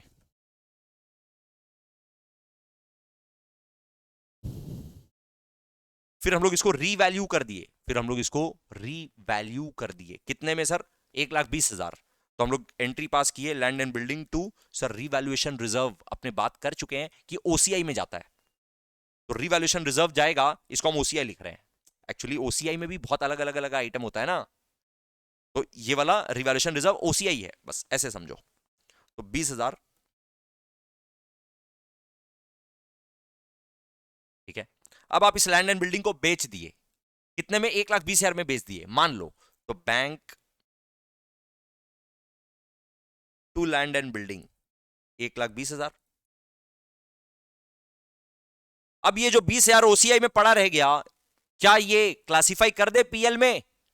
इंडेस बोला नहीं, बोला ये रिवैल्यूएशन रिजर्व है ना, ये 20,000 रुपया आपने रिवैल्यूएशन के थ्रू कमाया था ना, बोला ये लैंड एंड बिल्डिंग आप होल्ड कर रहे थे बेचने के लिए नहीं, ये तो आप बिजनेस में यूज करने के लिए, आप इसको होल्ड करके रखे थे, बिजनेस में यूज करने के लिए आप इसको होल्ड करके रखे थे।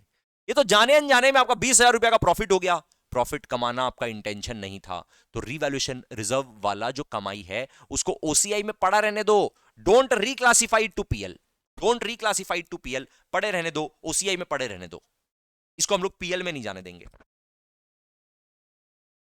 राइट। स्टेटमेंट ऑफ पीएल का दो पार्ट, एक पीएल वाला पार्ट, एक ओसीआई वाला पार्ट। बोला ओसीआई से उठा के इसको पीएल में मत लेके जाओ, not to be reclassified to PL. बोलो बात क्लियर है क्या?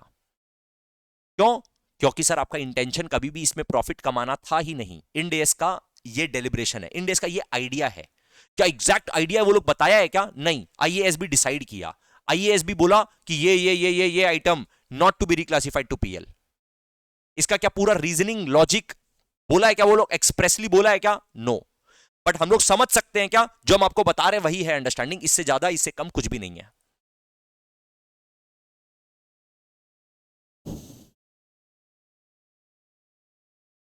अब आओ, बात करते हैं items which will not be reclassified to PL,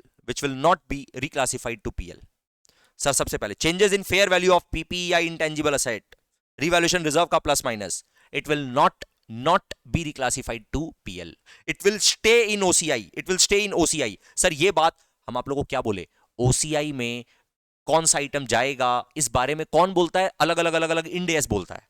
तो ये कौन सा इंड एस बोलेगा? ये आपको बोलेगा Ind AS 16 property plant and equipment, Ind AS 16 property plant and equipment, इस बारे में बात करेगा।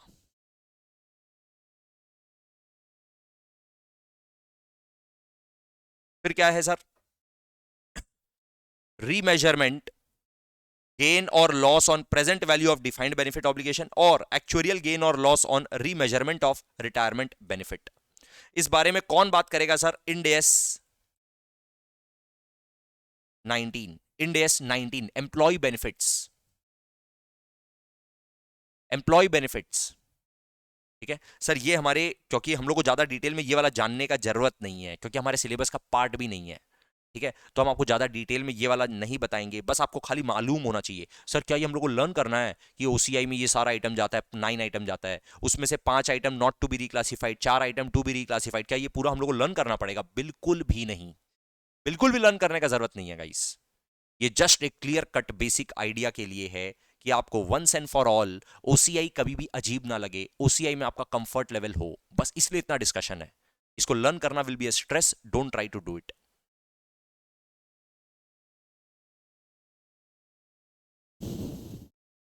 सर ये क्या है, लेकिन थोड़ा सा ब्रीफ में तो बताइए। पॉइंट नंबर 2 हम बता रहे हैं, सुनो क्या होता है कि एम्प्लॉयज लोग को ना बेनिफिट देना पड़ता है रिटायरमेंट के टाइम पर, रिटायरमेंट बेनिफिट्स देना पड़ता है। उसका सबसे कॉमन एग्जांपल है ग्रेचुइटी देना पड़ता है। अब ग्रेचुइटी के हिसाब से समझो, ठीक है? तो ग्रेचुइटी वगैरह जो देना है, कब देना है? रिटायरमेंट के टाइम पे देना है। इसको बोलते हैं डिफाइंड बेनिफिट ऑब्लिगेशन। ठीक है, अकाउंटिंग स्टैंडर्ड 15 एम्प्लॉय बेनिफिट्स हुआ करता था, उसी का कॉरस्पॉन्डिंग है इंड एस 19। अकाउंटिंग स्टैंडर्ड 15 हुआ करता था एम्प्लॉय बेनिफिट्स का, उसी का कॉरस्पॉन्डिंग इंड एस है इंड एस 19। वो बताता है डिफाइंड बेनिफिट ऑब्लिगेशन किसको बोलते हैं। तो ग्रेचुइटी एक एग्जाम्पल है। ग्रेचुइटी आपको मालूम है कि सर देना पड़ता है एम्प्लॉय को जब वो रिटायर करता है। कितना देना पड़ता है सर? लास्ट ड्रॉन सैलरी का half into number of year of service, half months last drawn salary into number of year of service, right. ये कहां डिफाइंड है सर? ये ग्रेचुइटी एक्ट में डिफाइंड है। तो डिफाइंड बेनिफिट है, benefit is defined, this is called defined benefit obligation.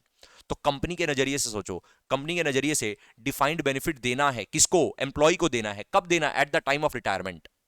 तो sir उसके लिए कंपनी क्या करता है? अक्रूवल कॉन्सेप्ट के हिसाब से इंड एस 19 जैसे बोलता है उस हिसाब से अक्रूवल करता है।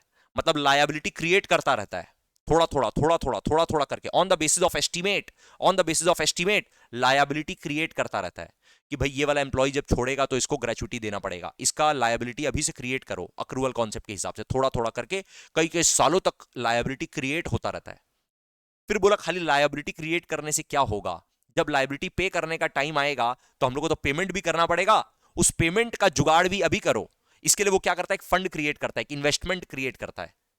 तो जितना जितना लायबिलिटी होता है उतना उतना इन्वेस्टमेंट रेडी रखता है कि कल को जैसे ही वो रिटायर किया ये इन्वेस्टमेंट बेचेंगे, यहां से पैसा आएगा और एम्प्लॉय को दे देंगे, राइट। ये पूरा प्लानिंग करना पड़ता है। सर ये प्लानिंग के लिए कोई बोलता है क्या? हाँ, इंड एस 19 बोलता है। और इंड एस 19 यहां तक भी बोलता है कि ये जो एस्टीमेट है ना कि कब ये एम्प्लॉय छोड़ेगा, जब ये छोड़ेगा तो उसका लास्ट ऑन सैलरी कितना होगा, तो अल्टीमेटली लायबिलिटी कितना आएगा ग्रेचुइटी का, इंड एस 19 बोलता है ये एस्टीमेट भी आप मत करिए, इसके लिए एक्सपर्ट का जरूरत है, आप एक्चुअरी को लाइए, एक्चुअरी बताएगा कि कितने का लायबिलिटी बनेगा।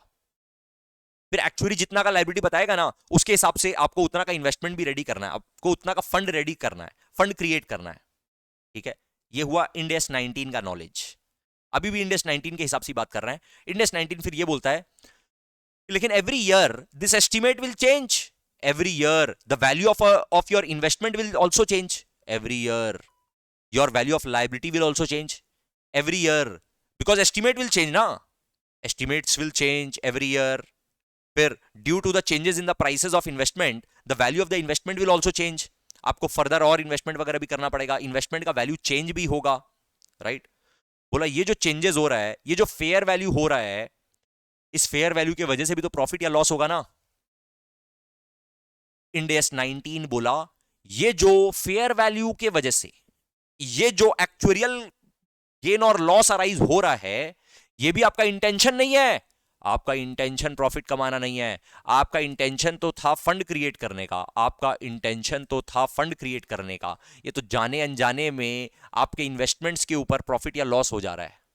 ये जो प्रॉफिट या लॉस हो जा रहा है ये भी आपका क्योंकि इंटेंशन नहीं है, इसको पीएल में जाने नहीं देंगे, ना आज जाने देंगे ना बाद में जाने देंगे, इसको अपने करेंगे ओसीआई। ये भी ओसीआई में जाएगा और बाद में रिक्लासिफाई नहीं होगा पीएल में, ये भी रिक्लासिफाई टू पीएल नहीं होगा। गाइस मेरे को सिर्फ इतना बता देना, क्या ये पॉइंट नंबर 2 का आपको बेसिक अंडरस्टैंडिंग मिल पाया? राइट, एकदम ब्लैंक मत रहना, एक बेसिक अंडरस्टैंडिंग, बेसिक आइडिया अगर मिल गया दैट इज फाइन, बिकॉज ये हमारे सिलेबस के वैसे तो बाहर है, बट ओसीआई का पूरा अंडरस्टैंडिंग ले रहे हैं तो एक आइडिया आपको मिलना चाहिए। करेक्ट है सर।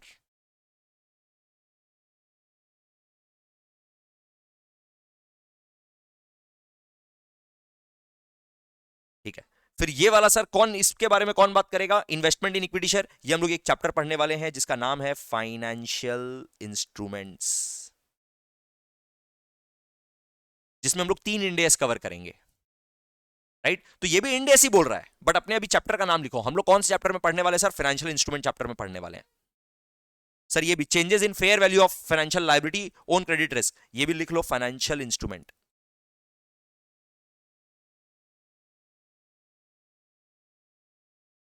ठीक है, इसके बारे में अभी कुछ भी जानने का जरूरत नहीं है, क्योंकि ये भी हमारे सिलेबस में फाइनेंशियल इंस्ट्रूमेंट चैप्टर भी जब पढ़ेंगे ना, खाली ब्रीफ अंडरस्टैंडिंग लेंगे, इसका ज्यादा डिटेल में हम लोग को जानने का जरूरत ही नहीं है। ये बस लिख के रखो, लर्न करने का तो बिल्कुल भी जरूरत नहीं है। ये वाला हम लोग पढ़ चुके हैं, share of OCI in associates और joint ventures which can not be reclassified to PL, right. Associate या जॉइंट वेंचर का ओसीआई का वो वाला item which can not be reclassified to PL, बस उसी में से अपना शेयर निकल के ओसीआई में not to be reclassified to PL में आकर के ऐड हो जाएगा, OCI not to be reclassified to PL में आकर के ऐड हो जाएगा, बस वो वाला आइटम है। डन।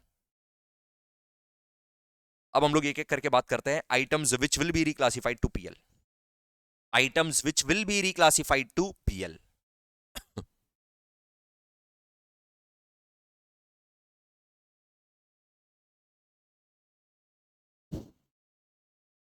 पहला item, exchange difference on translation of foreign operation. Guys बहुत ध्यान से सुनना, एक्सचेंज डिफरेंस। एक्सचेंज डिफरेंस आप लोग जानते हो, पहले कभी पढ़े हुए हो? हाँ सर, पहले कभी हम लोग अकाउंटिंग स्टैंडर्ड 11 के बारे में बात किए थे, AS 11,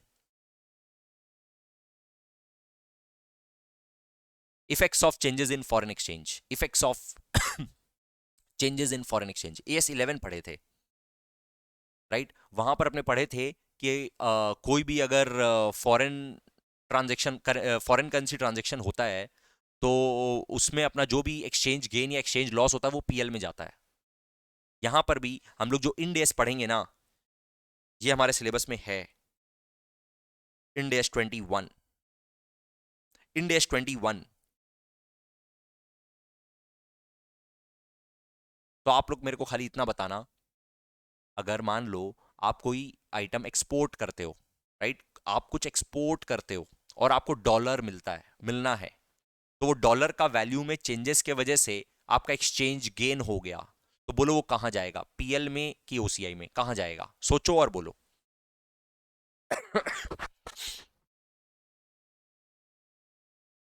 सर वो PL में जाएगा, एक्सचेंज गेन PL में जाएगा। सर क्यों, हम लोग का इंटेंशन कोई प्रॉफिट कमाना था क्या? आर्ग्यूमेंट आइए SB से करना प्लीज, ठीक है? वैसे हम आपको बता दें, जो लोग एक्सपोर्ट कर रहे होते हैं, जो लोग इंपोर्ट कर रहे होते हैं ना, वो लोग का फॉरेन करेंसी से कमाना और नहीं कमाना भी वो लोग का वो रहता है, वो लोग का बिजनेस एजेंडा रहता है। और अगर वो लोग उससे कमाना या नहीं कमाना ऐसा कुछ चाहते हैं तो वो लोग हेजिंग यूज करेंगे। हेजिंग, सर हेजिंग क्या होता है? आप लोग SFM में पढ़ोगे, फाइनेंस में पढ़ोगे, राइट? फाइनेंशियल इंस्ट्रूमेंट चैप्टर में भी हम लोग ब्रीफली पढ़ेंगे, फाइनेंशियल इंस्ट्रूमेंट चैप्टर में भी थोड़ा बहुत पढ़ेंगे, हेजिंग से रिलेटेड बातचीत होगा, ठीक है? तो वो लोग हेज कर लेते हैं, वो लोग एक्सचेंज गेन या एक्सचेंज लॉस कमाने का सिस्टम में जाते ही नहीं है, राइट? तो इंडेस का आइडिया ये है कि अगर आप एक्सचेंज गेन या एक्सचेंज लॉस से कमाई कर रहे हो तो वो आपका PL में जाएगा, प्रॉफिट या लॉस में जाएगा, ठीक है? I am talking about a different thing right now. अब सुनना बात, अभी तक हम इस पॉइंट का बातचीत तो अभी तक हम किए ही नहीं है, अब बात करने वाले हैं, ध्यान से सुनो।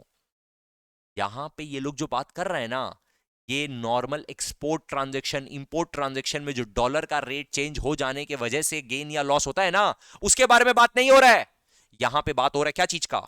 Exchange difference on translation of foreign operations, on translation of foreign operation. Foreign operation का मतलब क्या होता है कि अगर एक कंपनी है जिसका किसी दूसरे कंपनी में, US में, दुबई में, सिंगापुर में, कहीं पे उसका सब्सिडरी है या उसका एसोसिएट है या उसका जॉइंट वेंचर है या उसका ब्रांच है, क्या क्या बोले sir? Subsidiary, associate, joint venture या ब्रांच है।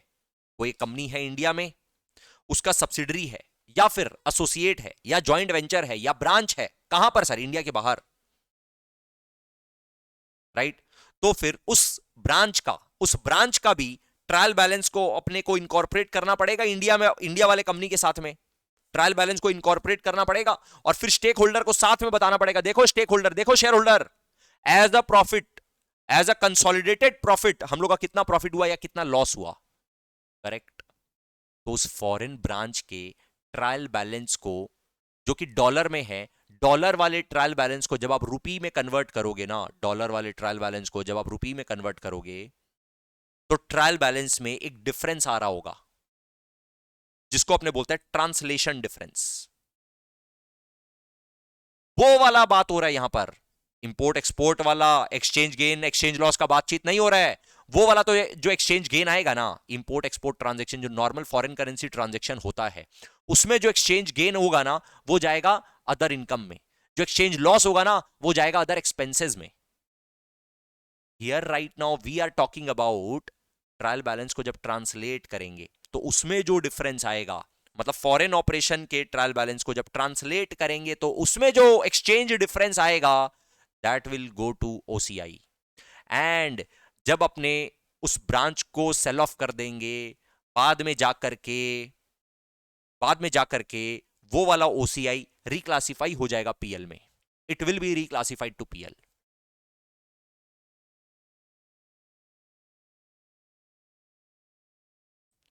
It will be reclassified to PL। Sir इसके बारे में ज्यादा डिटेल में बातचीत होगा क्या? इंड AS 21 में बातचीत होगा। Exchange difference on translation of foreign operations. तो फिर से हम रिपीट कर रहे हैं सर, नॉर्मली जो फॉरेन करेंसी ट्रांजैक्शन होता है ना, वो तो ओसीआई में जाता ही नहीं है, वो तो ओसीआई तक पहुंचता ही नहीं है, वो तो हमारे अदर इनकम या अदर एक्सपेंसेस में आ जाता है, एक्सचेंज गेन या exchange loss. Here we are talking about translation वाला एक्सचेंज डिफरेंस। ट्रायल बैलेंस को जब ट्रांसलेट करते हैं, ट्रांसलेशन वाला फॉरेन ऑपरेशंस के ट्रायल बैलेंस को जब ट्रांसलेट करते हैं, ट्रांसलेशन में जो एक्सचेंज डिफरेंस आता है वो जाता है ओसीआई में, बट वो भी बाद में जाकर के रिक्लासिफाई हो जाएगा पीएल में। ऐसा कौन बोल रहा है सर? अपने को इंड AS 21 बोल रहा है। फिर ये वाला इंपॉर्टेंट है, ये वाला बातचीत इंपॉर्टेंट है, सुनो। ये भी अगेन हम लोग ज्यादा डिटेल में कहां पढ़ेंगे? फाइनेंशियल इंस्ट्रूमेंट्स चैप्टर में, फाइनेंशियल इंस्ट्रूमेंट्स में पढ़ेंगे। Investment in debt instruments measured or classified as FVT OCI।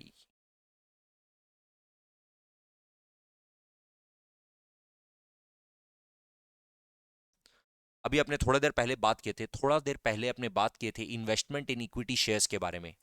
अभी हम आपको बता रहे हैं इन्वेस्टमेंट इन डेट इंस्ट्रूमेंट्स के बारे में। अभी अपने बात करने वाले हैं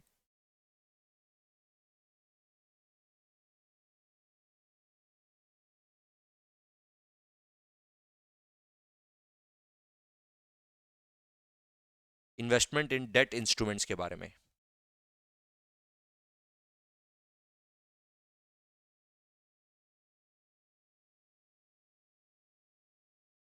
लिखना नहीं है गाइज, अभी लिखना नहीं है, आप लोग को ध्यान से सुनना है।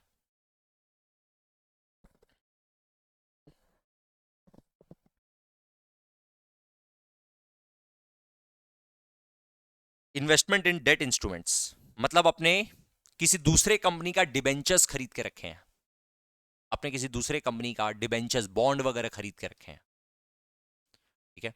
अब इंड AS तो एकदम क्लियर है कि आप इक्विटी शेयर्स खरीदे हो या डिबेंचर्स खरीदे हो या कुछ भी खरीदे हो, आपको उसको फेयर वैल्यू तो करना ही पड़ेगा, फेयर वैल्यू तो करना ही पड़ेगा।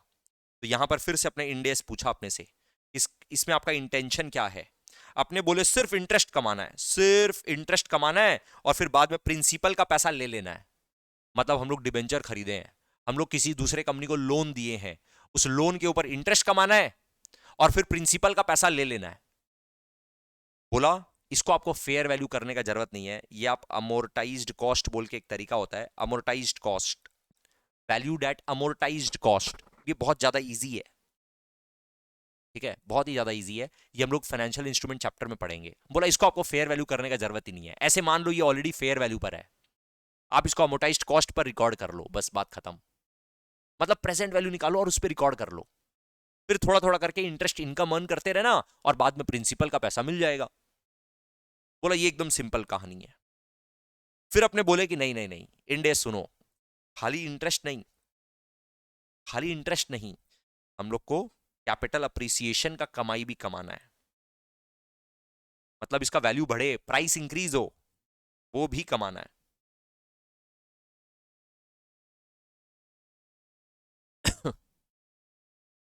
तो इंड AS बोला अगर ऐसा मिक्सचर है ना, अगर ऐसा मिक्सचर है तो जो आपको हर साल इंटरेस्ट का अमाउंट मिल रहा होगा ना, जो आपको इंटरेस्ट मिल रहा होगा वो तो आप पीएल में भेजते रहिएगा, वो तो normal profit and loss account में जाएगा, लेकिन इसका वैल्यू जो चेंज हो रहा होगा ना, इसका वैल्यू तो चेंज हो रहा होगा, इस डेट इंस्ट्रूमेंट को जो आप होल्ड कर रहे हो, 100 रुपया का चीज 102 रुपया, 99 रुपीज, ये तो हो रहा होगा, ये जो वैल्यू थोड़ा बहुत प्लस माइनस हो रहा होगा ना, फेयर वैल्यू पे लेके आना पड़ेगा आपको। अब आपको फेयर वैल्यू पे लाना पड़ेगा और आप ये फेयर वैल्यू पे लाइएगा FVT OCI।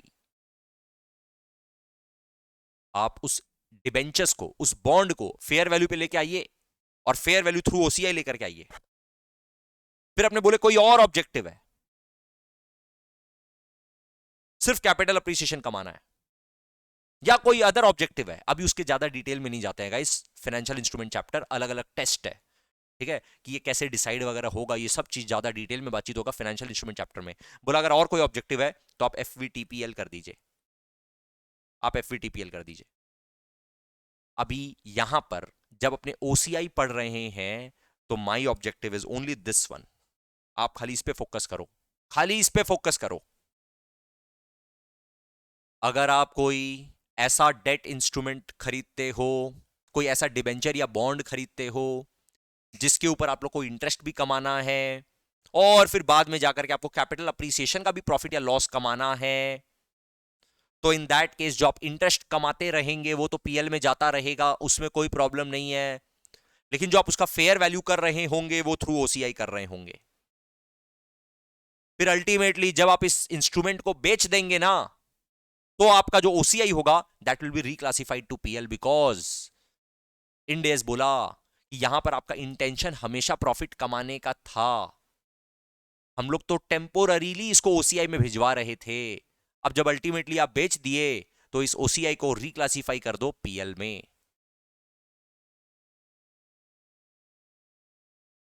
फिर से आप 100 रुपया का बॉन्ड खरीदे, इसके ऊपर इंटरेस्ट है 9%।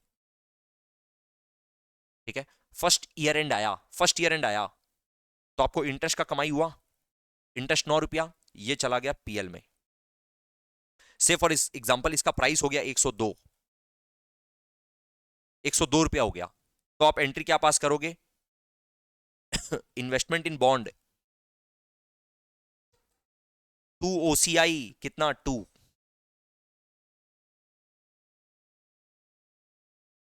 फिर से फॉर एग्जाम्पल एक और, ये हुआ फर्स्ट ईयर एंड। अब हम बात कर रहे हैं सेकेंड ईयर एंड का। Just a second.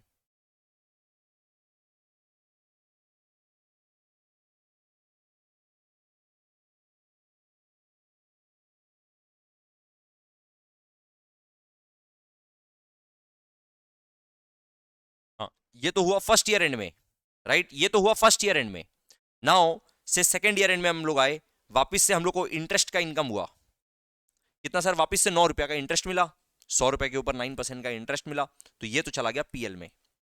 अब से फॉर एग्जाम्पल इसका प्राइस हो चुका है 101, राइट? तो अपने तो ऑलरेडी 2 रुपया बढ़ा दिए थे, अब 1 रुपया को वापस से रिड्यूस करना है। 1 रुपया को रिड्यूस करना है तो इसका एंट्री हो गया OCI to investment in bond, कितना? 1 रुपीज, राइट? अब से फॉर एग्जाम्पल थर्ड ईयर में जाकर के मिडिल ऑफ द ईयर में, एक बार के लिए मान low middle of the year में आप इसको बेच दिए। मिडिल ऑफ द ईयर,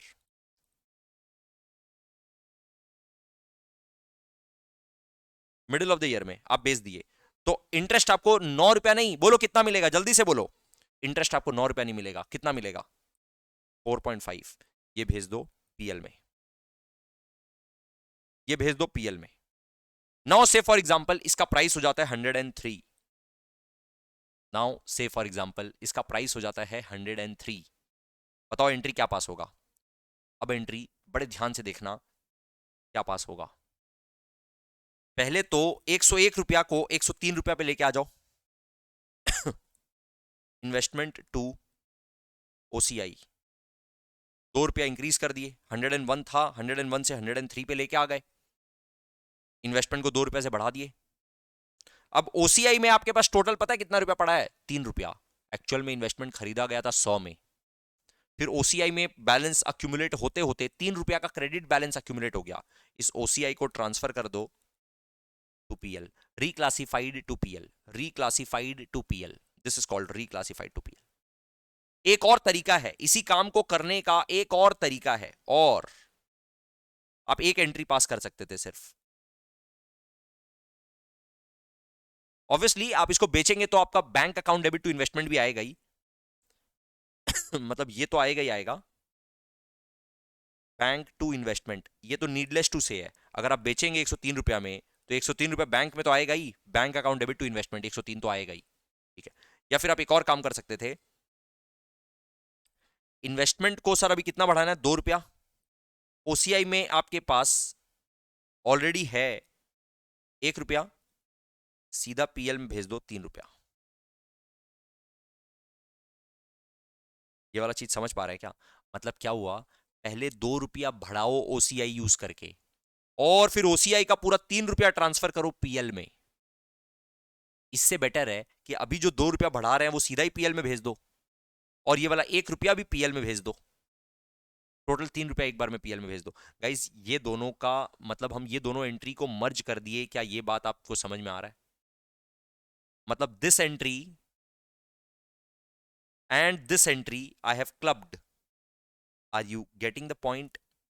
हम इस एंट्री में ये दोनों एंट्री को क्लब कर दिए एक साथ. देख लो आराम से, टेक योर टाइम, जैसे भी करो, इस बात से फर्क नहीं पड़ता है. Ultimately OCI is reclassified to PL. Sir क्यों? फाइनेंशियल इंस्ट्रूमेंट चैप्टर में पढ़ेंगे. इंड एस बोलता है इसलिए, क्योंकि इंड एस का मानना है कि ये प्रॉफिट आप एनीवेज कमाना चाहते थे. आप तो कैपिटल अप्रिसिएशन का प्रॉफिट भी कमाना चाहते थे, तो हम लोग तो टेम्पररी उसको ओसीआई में अक्यूमुलेट करा रहे थे आपसे. अब जब आप बेच दिए, अब जब आप एक्चुअल में प्रॉफिट रियलाइज कर दिए या लॉस बुक कर दिए एक्चुअल में, तो let's transfer it to PL now. Reclassified to PL.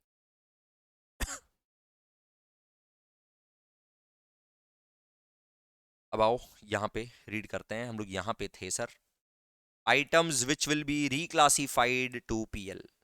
एक तो exchange difference on translation of foreign operation, investment in debt instruments measured और क्लासिफाइड एज एफवीटी ओसीआई. मतलब डेट इंस्ट्रूमेंट में भी वो वाला debt instrument which is classified as FVT OCI item, उसको जब अल्टीमेटली बेचेंगे तो उसमें जो आपका क्यूमुलेटेड बैलेंस इन ओसीआई है that will be reclassified to PL. Cash flow hedge reserve. Sir ये भी फाइनेंशियल इंस्ट्रूमेंट चैप्टर में अपने को ज्यादा डिटेल में ये पढ़ना नहीं पड़ेगा, क्योंकि हमारे सिलेबस में इतना ज्यादा डिटेल में है ही नहीं.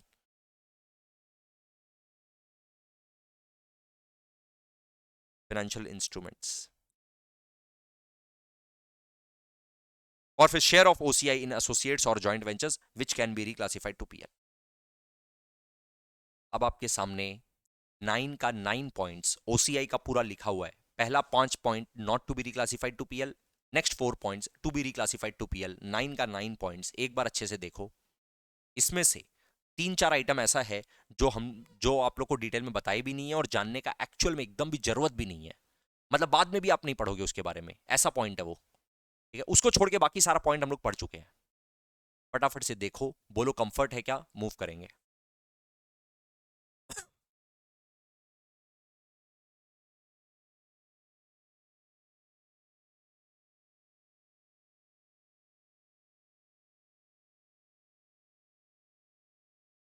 चलो ऑल राइट गाइस. तो अब एक बार हम आप लोग को समराइज करवा, एक पॉइंट खाली और लिख लो. Just write one more point, मतलब उसी के नीचे लिख लो.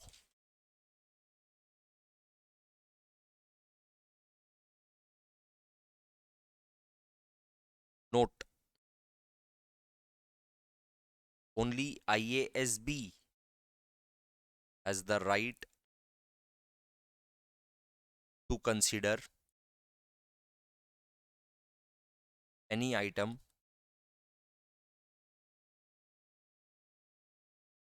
to be included in OCI or not to be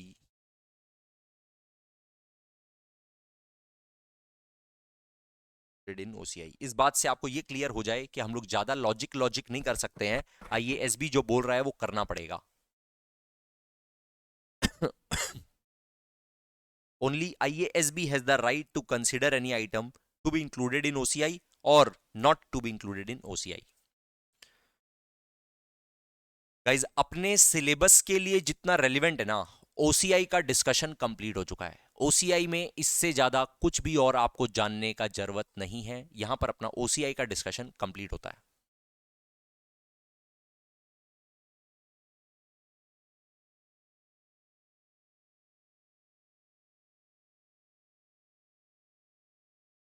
अब हम आपको एक बार फटाफट से जो अपना फाइनेंशियल स्टेटमेंट्स पूरा चैप्टर है, फाइनेंशियल स्टेटमेंट्स जो अपने बनाए हैं शेड्यूल 3, उसका एक बार फटाफट से 10 मिनट्स में रिवीजन करवाएंगे.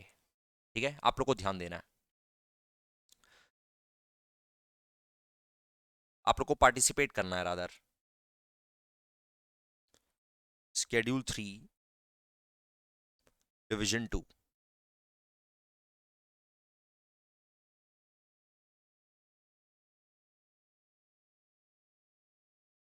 पार्ट 1 है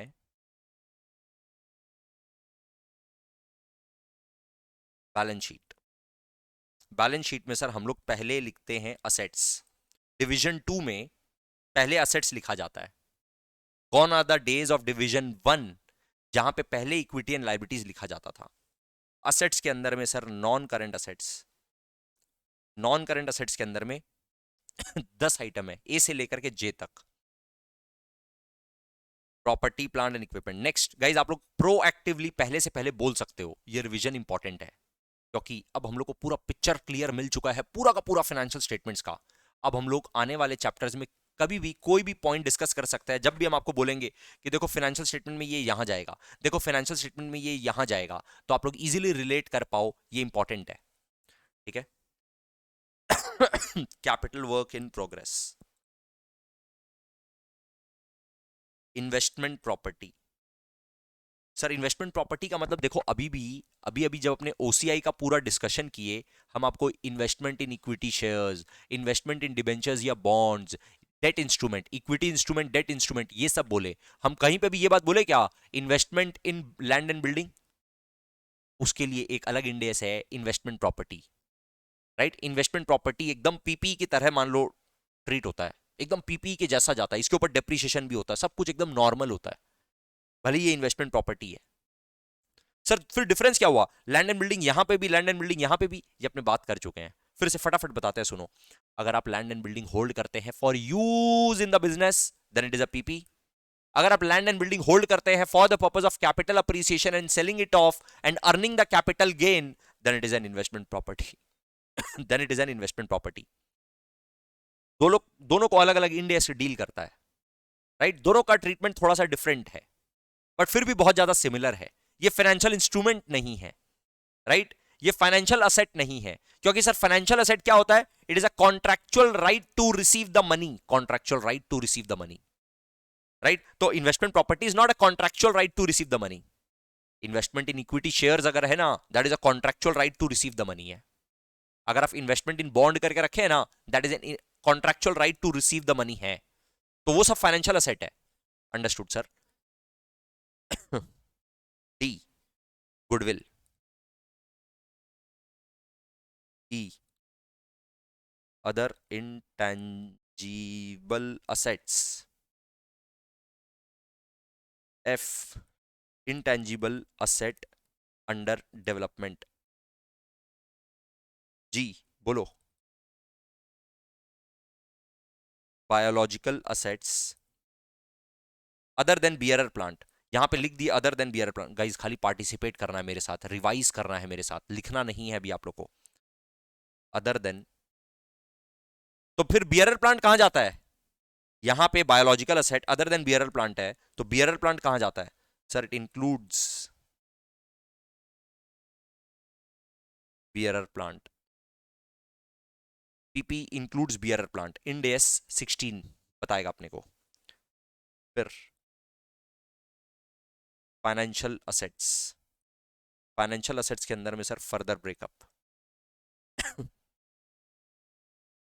investments, trade receivables, loans, others. I, deferred tax asset. J, other non current assets.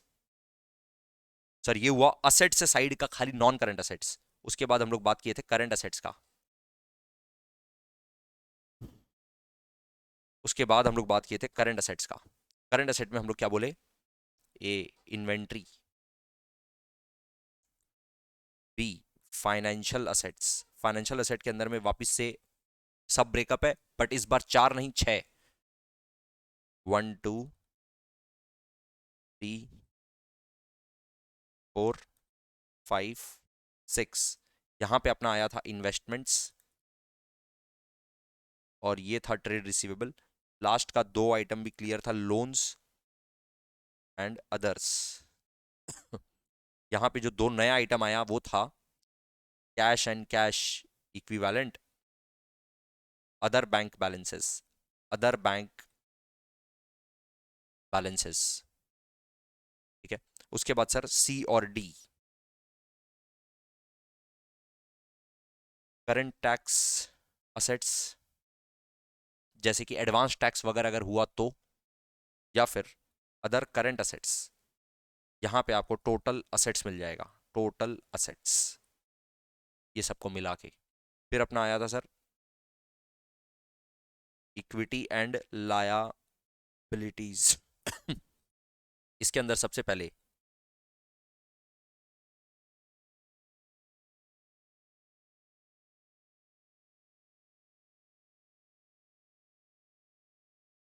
Equity, equity के अंदर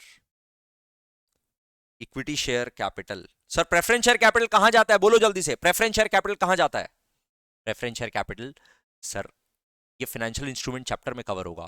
फाइनेंशियल इंस्ट्रूमेंट चैप्टर में देखेंगे कि जो आपका प्रेफरेंस शेयर कैपिटल है क्या उसमें कोई इक्विटी कंपोनेंट है। अगर उसमें कोई इक्विटी कंपोनेंट हुआ तो वो अदर इक्विटी में आ जाएगा, और नहीं तो उसको बोरोइंग्स माना जाता है। वो एक तरह का बोरोइंग्स है। खाली नाम आगे कैपिटल लिख देने से, खाली डिविडेंड दे देने से वो कैपिटल नहीं बन जाता है। उसका नेचर पूरा का पूरा बोरोइंग्स के जैसा है। कैपिटल का मतलब तो सर वो कि मालिक लोग, जिन लोग को पैसा शायद ना भी लौटाए तो चलेगा। प्रेफरेंस शेयर होल्डर का कैपिटल, प्रेफरेंस शेयर होल्डर का नेचर लोन के जैसा होता है। प्रेफरेंस शेयर होल्डर को अपने जाके क्या बोलते हैं, भाई प्रेफरेंस शेयर होल्डर प्लीज सुन, आज मेरे को 10 लाख रुपए दे दे, हर साल तेरे को डिविडेंड देते रहेंगे, 10 साल बाद जाकर के तेरा कैपिटल का पैसा लौटा देंगे। तो यही तो लोन हो गया, ये लोन के जैसा ही तो हो गया। तो इंडेस बोला नाम पे मत जाओ, खाली नाम के आगे कैपिटल लिखा हुआ है, खाली फिक्स्ड परसेंटेज इंटरेस्ट नहीं होकर के डिविडेंड है, that doesn't make it a capital. इसका नेचर बोरोइंग्स के जैसा है, लेट इट बी बोरोइंग्स। लेकिन हाँ उसमें अगर कुछ इक्विटी कंपोनेंट हुआ तो उस इक्विटी कंपोनेंट को हम लोग खोजेंगे, कैसे निकालेंगे सर? फाइनेंशियल इंस्ट्रूमेंट चैप्टर में देखेंगे। अगर प्रेफरेंस शेयर कैपिटल ऐसा है जिसका नेचर कंपाउंड फाइनेंशियल इंस्ट्रूमेंट के जैसा है, तो उस कंपाउंड फाइनेंशियल इंस्ट्रूमेंट में जो इक्विटी कंपोनेंट है वो निकालेंगे, और वो इक्विटी कंपोनेंट अदर इक्विटी में दिखाएंगे। उसके बाद नॉन कंट्रोलिंग इंटरेस्ट। फिर हम लोग आ गए लायबिलिटीज में। अगेन लायबिलिटीज में सर पहले नॉन करंट लायबिलिटीज, इसके अंदर भी ए बी सी डी 4 चीज है। बोलो क्या क्या है? सर सबसे पहले तो फाइनेंशियल लायबिलिटी। फाइनेंशियल लायबिलिटी के अंदर में भी 4 चीज है। एक है बोरोइंग्स,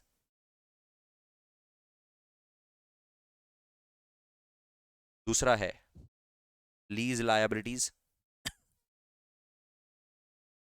फिर है ट्रेड पेबल। ट्रेड पेबल में भी एमएस एमई और अदर्स, और फिर है others. This is our financial liability. Then B provisions, deferred tax liabilities, other non current liabilities. ठीक है। फिर अपना आता है करंट लाइबिलिटीज। करंट लाइबिलिटीज के अंदर में फिर से फाइनेंशियल लाइबिलिटी, एग्जैक्टली सेम, वही 4 पॉइंट है, एकदम एग्जैक्टली यही 4 पॉइंट है। बी यहां पर पहले अदर करंट लाइबिलिटीज, फिर प्रोविजंस, और फिर other current tax liabilities.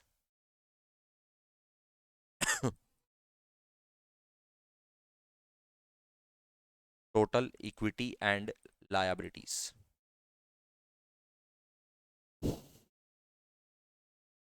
Sir ये हुआ अपना कंप्लीट बैलेंस शीट का फॉर्मेट। फॉर्मेट आई होप आप लोग को क्लियर है। फिर अपने आए स्टेटमेंट ऑफ पीएल में। अपने सबसे पहले बोले सर इनकम लिखेंगे, इनकम में अपने बोले रेवेन्यू फ्रॉम ऑपरेशन और अदर इनकम लिख करके टोटल इनकम निकालेंगे। फिर अपने बोले एक्सपेंसेस में 7 आइटम लिखेंगे। Cost of material consumed, purchases of stock in trade, change in inventory of finish goods, WIP stock in trade, employ benefit expenses, finance cost, depreciation and amortisation, other expenses. और ये 7 item लिख देने के बाद आपको मिलेगा total expenses. फिर total income minus total expense करके आपको मिलेगा प्रॉफिट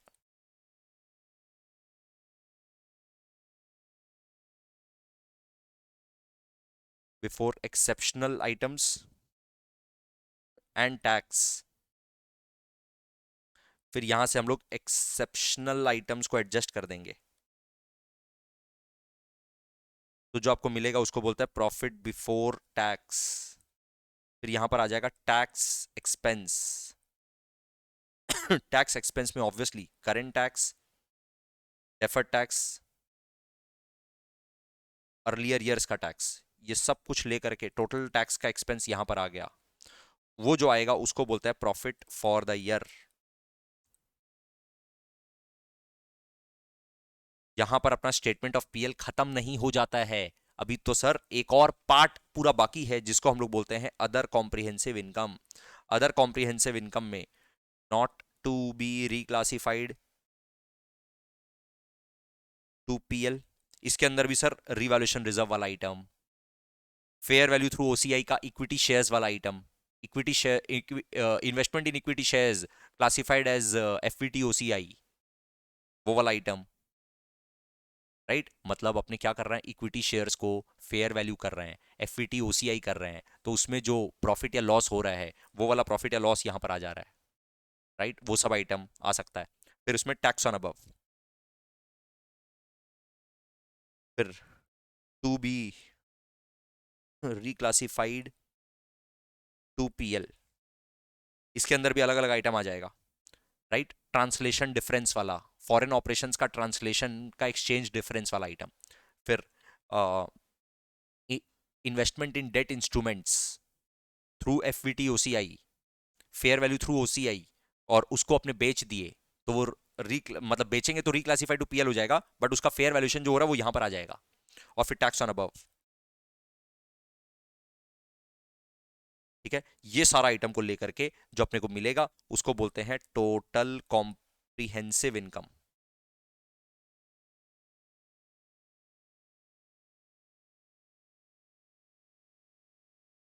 ठीक है, ये हम लोग का आया सर एकदम कंप्लीट, इसको बोलते हैं स्टेटमेंट ऑफ पीएल, पूरा कंप्लीट। और उसके बाद सर खाली इक्विटी वाला जो कंपोनेंट है ना, खाली इक्विटी वाला जो कंपोनेंट है उसके लिए हम लोग बनाते हैं statement of changes in equity.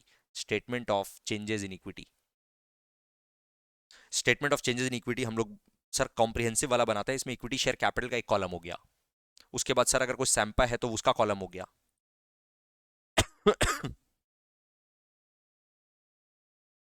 उसके बाद सर एक रिजर्व एंड सरप्लस का बड़ा सारा कॉलम हो गया, जिसके अंदर अगर कोई कैपिटल रिजर्व है तो वो आ जाएगा, सिक्योरिटी प्रीमियम है तो वो आ जाएगा, कोई और रिजर्व है तो वो आ जाएगा, फिर रिटेन्ड अर्निंग्स आ जाएगा। Retained earning is equivalent to surplus. Right,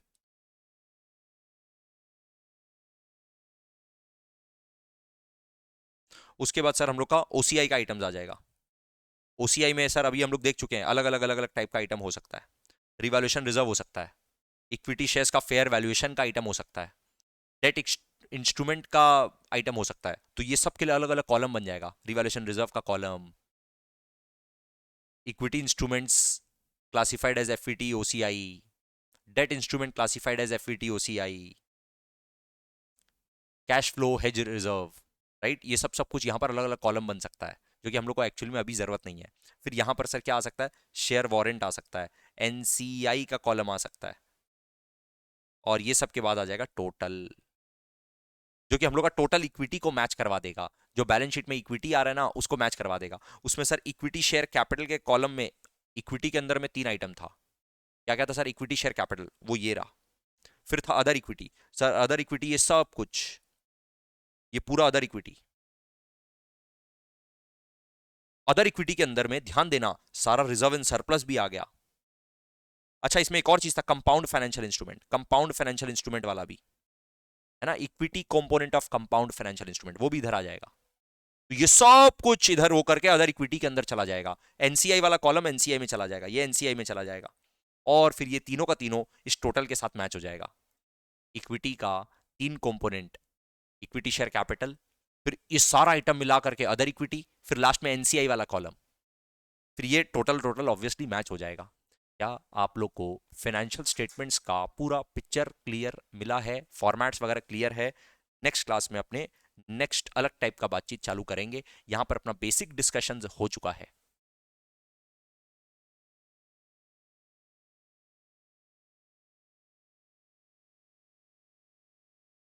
बोलिए गाइस, यहां तक आप लोग का कोई भी डाउट है? Anyone please ask.